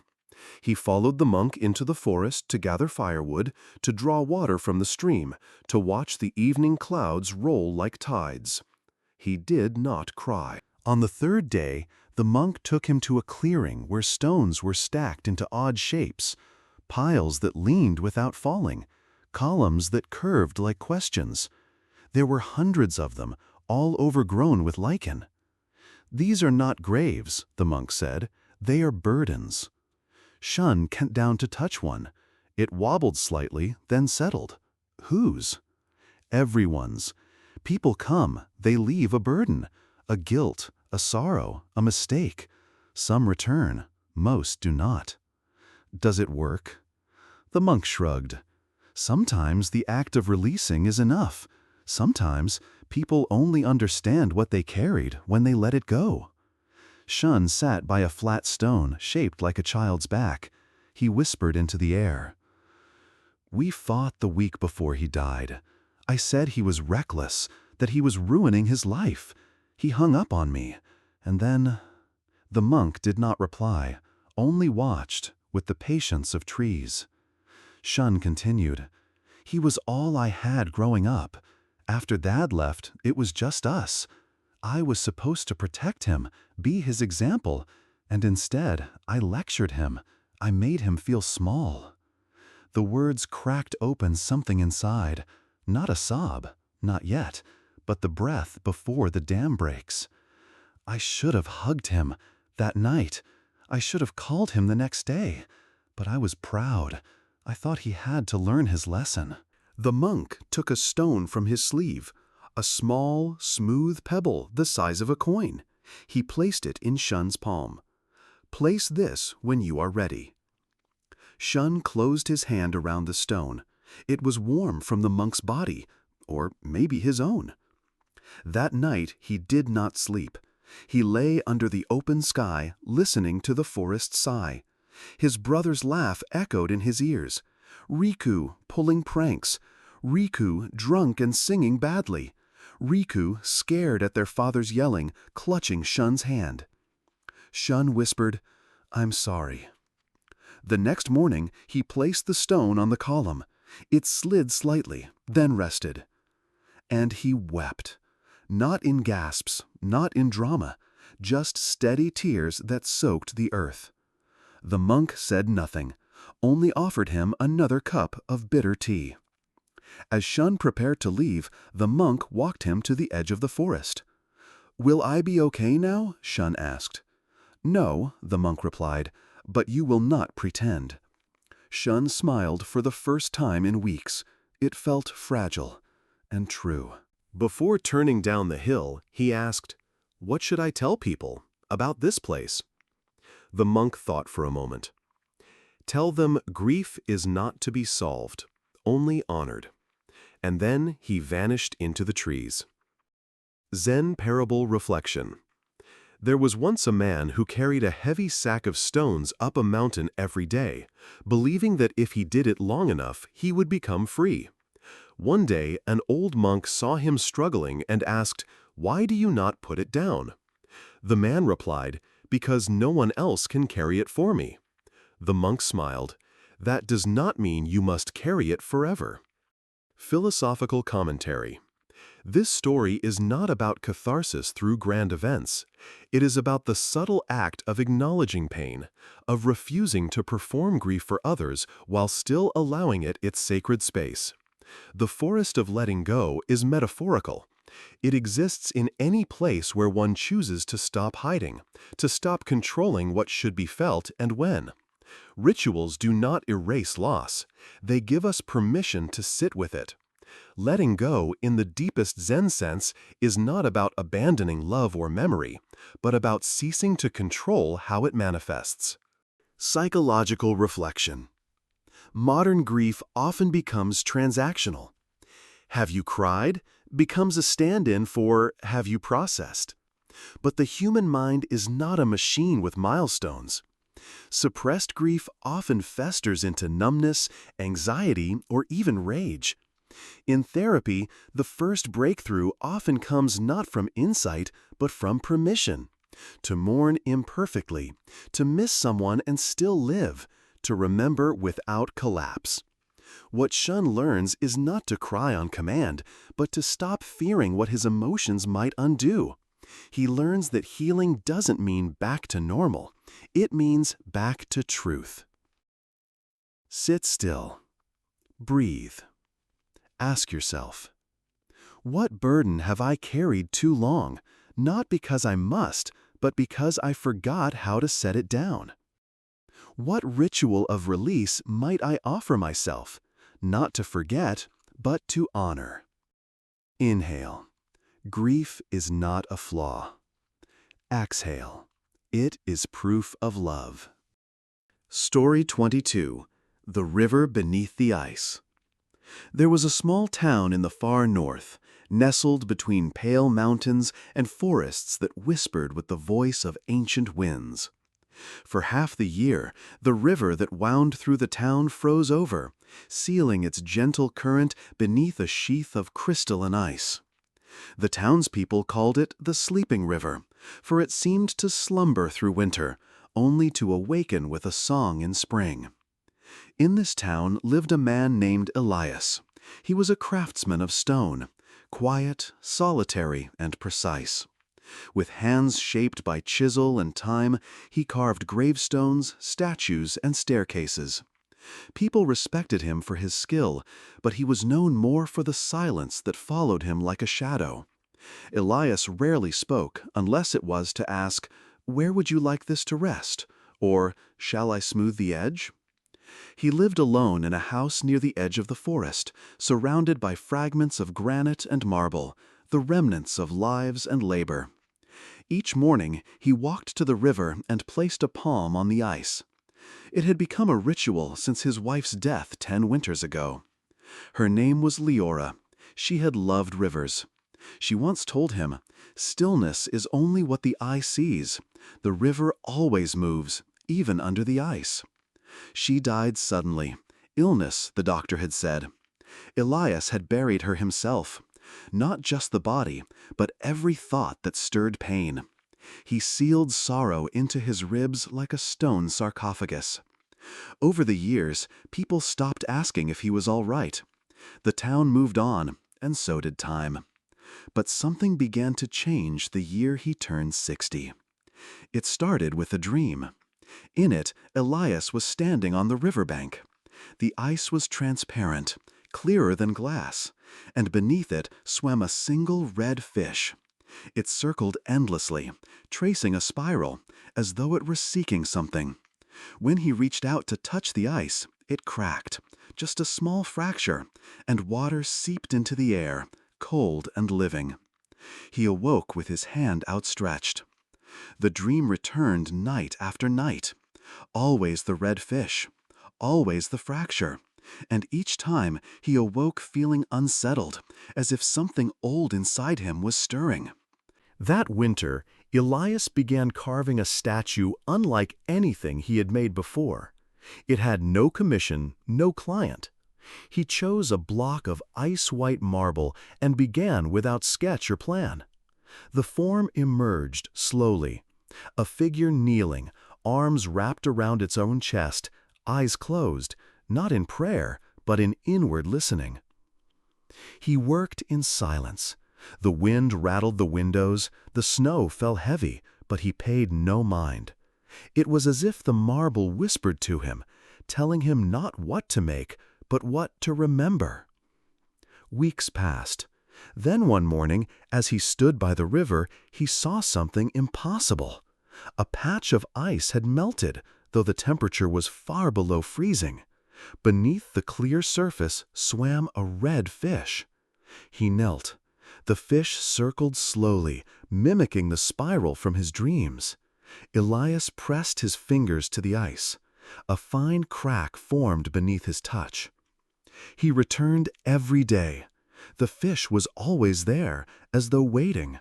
Sometimes it would swim to the edge of the open patch, look at him with round black eyes, and flick its tail. Elias began to speak aloud, not to the fish, but to the silence. "I remember," he said once, "how she would braid her hair with river grass. Another time, I carved her a pendant. It broke the day she died." Then one morning he whispered, "I never cried," and the ice cracked a little more. Spring arrived, but Elias did not finish the statue. He left it incomplete, its back unpolished, its hands still rough. He carried it to the riverbank and set it where the snow had melted. For hours he sat beside it in silence. The red fish never returned. But the dreams did, new ones this time. Leora's voice in the wind, a child's laugh in the forest. Warmth, not of memory, but of presence. Then one day, an old monk came through the village, traveling south. He stayed a night at the inn and told stories by the fire. Elias, who rarely ventured to town, happened to be there buying tools. The monk's story was simple. "There is a river beneath the ice," he said, "not only in the world, but in the heart. The ice is grief, silence, fear. But the river moves still. The river never forgets how to flow." When the monk left the next morning, Elias walked with him for a while. I think I've seen that river, Elias said. The monk nodded. Then perhaps it's time to let it carry you. That spring, Elias did something he hadn't done in years. He traveled. He followed the river upstream, deeper into the mountains. He stayed in monasteries, spoke with wandering poets, and carved new things, not tombstones, but arches, hands reaching, and rivers that curled like questions. He learned to cry. He learned to laugh again. Years later, people in the town told stories of a sculptor who left behind a statue by the river, a statue not of mourning, but of becoming. They say when the snow melts just right and the moon is full, the river reflects a red fish swimming in circles, waiting for someone to notice. And sometimes, when the wind is quiet and you place your hand on the ice, you will feel something warm stir beneath it. Story 23. The Whispering Bell of Mount Hoshin. In the northern provinces of a forgotten land, where pine trees stand like sentinels and clouds move slowly across the sky like ancient dragons, there was once a small temple perched near the peak of Mount Hoshin. The temple had no name inscribed on its gate, only a single copper bell hanging from a wooden beam, tarnished by snow and time. The villagers below called it the Whispering Bell. They believed the bell could answer unspoken prayers, not through sound but through silence. When struck, it never rang aloud. Instead, those who listened closely claimed to hear something deeper, a whisper carried through their bones rather than their ears. For decades, the temple was maintained by an elderly monk named Kozin. He never ventured to the village, and rarely did anyone climb the steep, treacherous path to the temple. It was not fear that kept them away, but reverence. Rumors told of people who went up burdened with sorrow and came back changed. Some lighter, others quieter, some radiant, and others solemn as stone. Then one winter, a young woman arrived. Her name was Arisa. She was not from the village. Her silk robes were torn, her feet frostbitten, and her gaze wild with a grief too vast for words. She collapsed before the temple gates. Kozin, ancient yet steady, carried her inside. He did not speak, nor did she. He lit the fire, boiled rice, and offered her tea sweetened with ginger. That night, when the storm howled outside, Arisa awoke to a deep, rhythmic breathing in the dark. Kozin in meditation, his presence anchoring her like a lighthouse amid a drowning sea. For days they did not speak, until finally Arisa asked, "Why doesn't the bell make a sound?" Kozin opened his eyes. "Because sound is not always the answer." She frowned. "But I came here to hear something, anything." Kozin poured tea into her cup. "Then listen to what remains when all else is silent." That night, she crept out and stood before the bell. Snow fell in gentle spirals. She lifted the striker and tapped the side of the bell. Nothing. No echo, no note, just the quiet. But deep in her chest, a vibration stirred. A memory of her brother, Daiki, laughing under the cherry blossoms. His voice calling her name, the warmth of his hand pulling her up when she fell. She cried. Not because she missed him, that ache had become her constant, but because in that moment he felt alive again. The next day she asked Kozin, "Is the bell magic?" He shook his head. "No more than the wind, or water, or sorrow." "Then why do people hear things?" "Because they finally stop running." She stayed. Arisa swept the floors, chopped firewood, mended the torn cloths hanging by the altar. Days passed like water slipping between fingers. She did not know if it was weeks or months before she realized she no longer woke from nightmares screaming Daiki's name.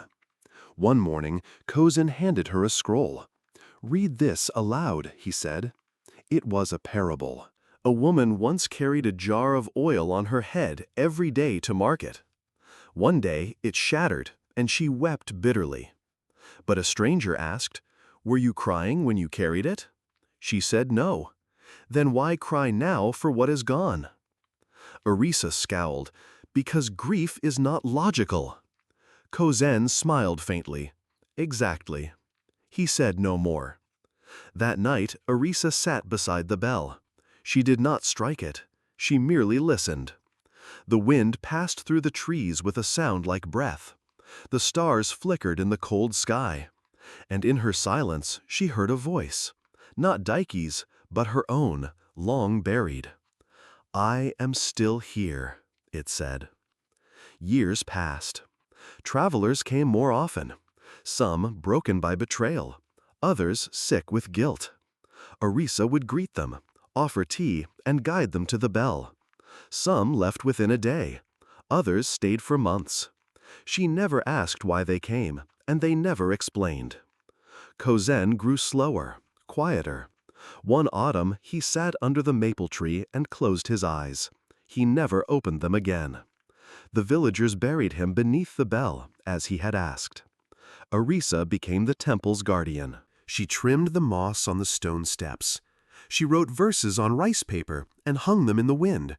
One read, "What cannot be spoken is not always lost." Another, "Pain is a bell. It teaches by not ringing." One evening, a soldier arrived. His face was scarred, his hands trembling. He would not eat, and when she brought him tea, he dropped the cup. "I killed someone who begged for mercy," he said. She sat beside him. "What do you want from the bell?" He stared at the ground. "Punishment." She shook her head. "The bell does not punish." Then redemption. "It does not give that either." "Then what?" "Whatever you're willing to let go of." The soldier went to the bell. For hours he sat before it. When he returned, he was pale. "I heard nothing." "You're not ready," she said gently. He stayed for weeks. He cleaned the temple walls. He learned to breathe slowly. He wept beside the fire. One day, without a word, he struck the bell and left. Arisa never saw him again. But sometimes, when the wind was just right, she imagined hearing his steps on the stone path below. Years passed like seasons. Arisa's hair turned silver. The bell aged, green with lichen, silent as ever. Yet still they came. Mothers mourning lost children, men ashamed of their rage, youths uncertain of their place in the world.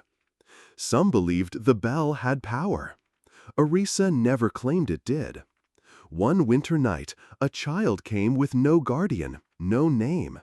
He was mute and wrapped in rags. She took him in. He followed her like a shadow, never speaking, always listening. One morning, she found him before the bell. He touched it lightly. For the first time in decades, the bell rang. A soft, single note, low and clear, as if from another world. Arisa's breath caught. The boy turned to her and smiled. And though he said nothing, she understood. Perhaps it had never been about the bell at all.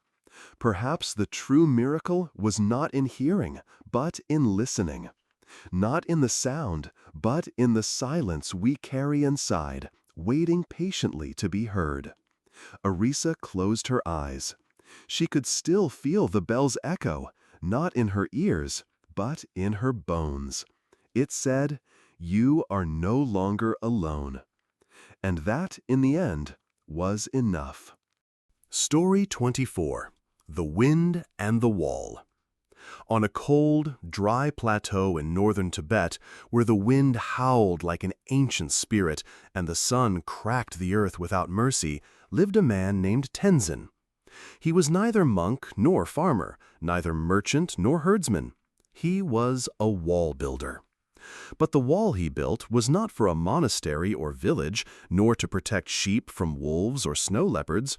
It was a wall that rose slowly, stone by stone, day by day, year by year, enclosing nothing but himself. When he began building it in his youth, the villagers thought he was mad. They mocked him first, then they ignored him, and finally they feared him. For as the wall grew taller, his silence deepened, and the flicker of humanity in his eyes dimmed. He never spoke, never smiled, never asked for food or help. He built with a kind of sacred fury, eyes hollow, hands cracked and bleeding. Even in winter, when snow buried the road to the monastery, he kept building. Even when blizzards roared or summer droughts parched the land, he kept building. At first, his wall was a low circle of stones around his hut.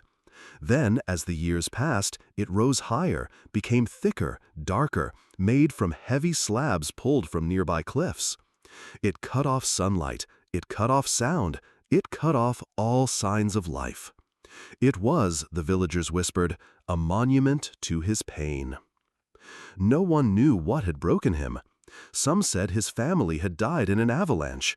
Others claimed he had once been a brilliant monk, expelled for a terrible sin. A few murmured that he had loved someone deeply, a nun perhaps, and that she had disappeared in the mountains. But none dared ask, and Tenzin never told. One day, as Tenzin was hauling a massive boulder across the plateau, he heard footsteps behind him. For the first time in many years, he turned. A young boy, barely 8, stood watching him. "Why are you building a wall?" the boy asked innocently. Tenzin did not answer. The boy came back the next day, and the next. Each time he asked questions. "What's inside the wall? Are you protecting something? Are you hiding?" Tenzin worked in silence, but the boy's presence disturbed something dormant. He was persistent, cheerful, and full of wonder. His laughter echoed against the cold stone. Eventually, Tenzin left a small stone near the boy's feet. Not a word, just a gesture. The boy picked it up and placed it on the wall. From that day on, the boy helped him. He did not know why he returned each day, nor why he cared. But something in the man's eyes, or rather behind them, called to him. For a full season, they worked together. The wall neared completion.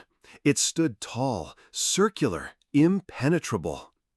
One afternoon, as the sun cast golden light on the valley, the boy asked, "When the wall is finished, what will you do?" Tenzin finally spoke. "I will disappear." The boy blinked. Disappear where? Into the silence, into nothing. Why? Tenzin looked at him. His voice was dry and distant. "Because there is nothing left. This wall is the last thing I will ever build."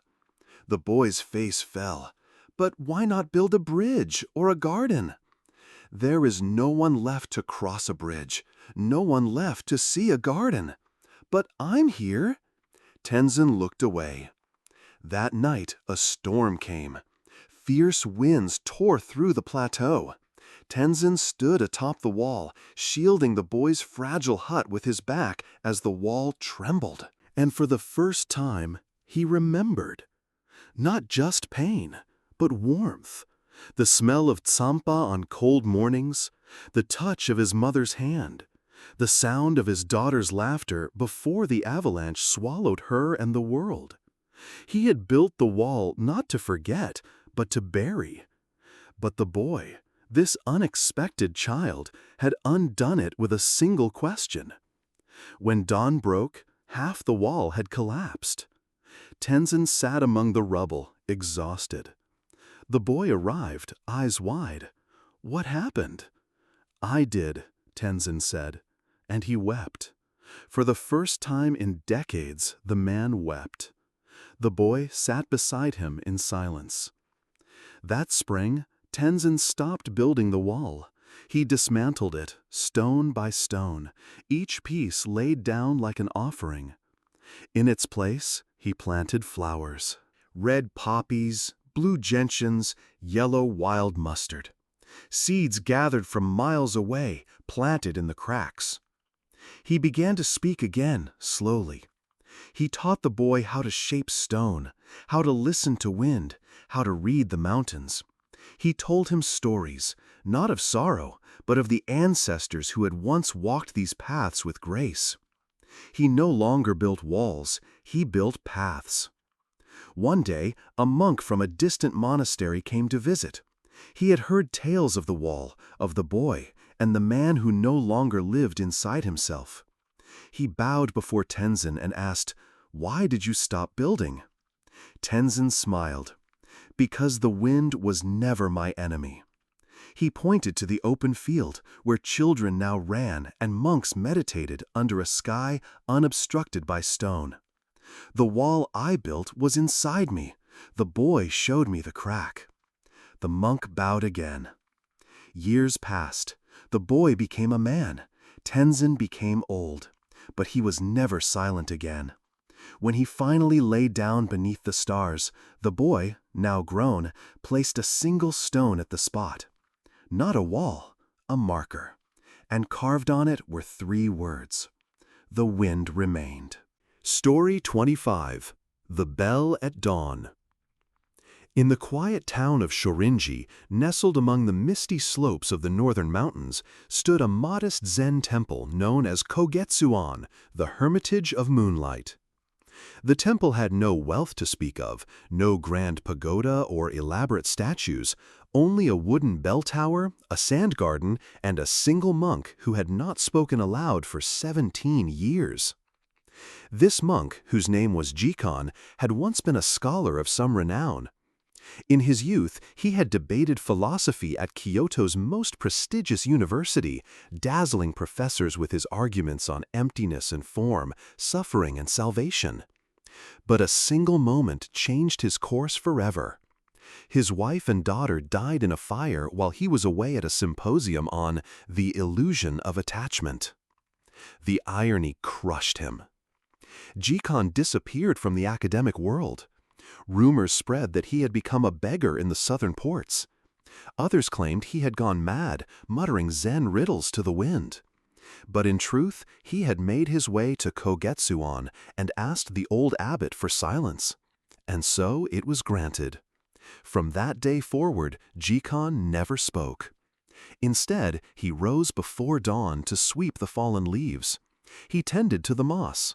He rang the bell every morning, 3 slow, steady tolls that echoed across the valley like ripples on a still lake. He became a fixture of the mountain, as much a part of the scenery as the wind-sculpted pines and the foxes that darted between the rocks. Villagers came to see him. Some sought blessings, others came out of curiosity.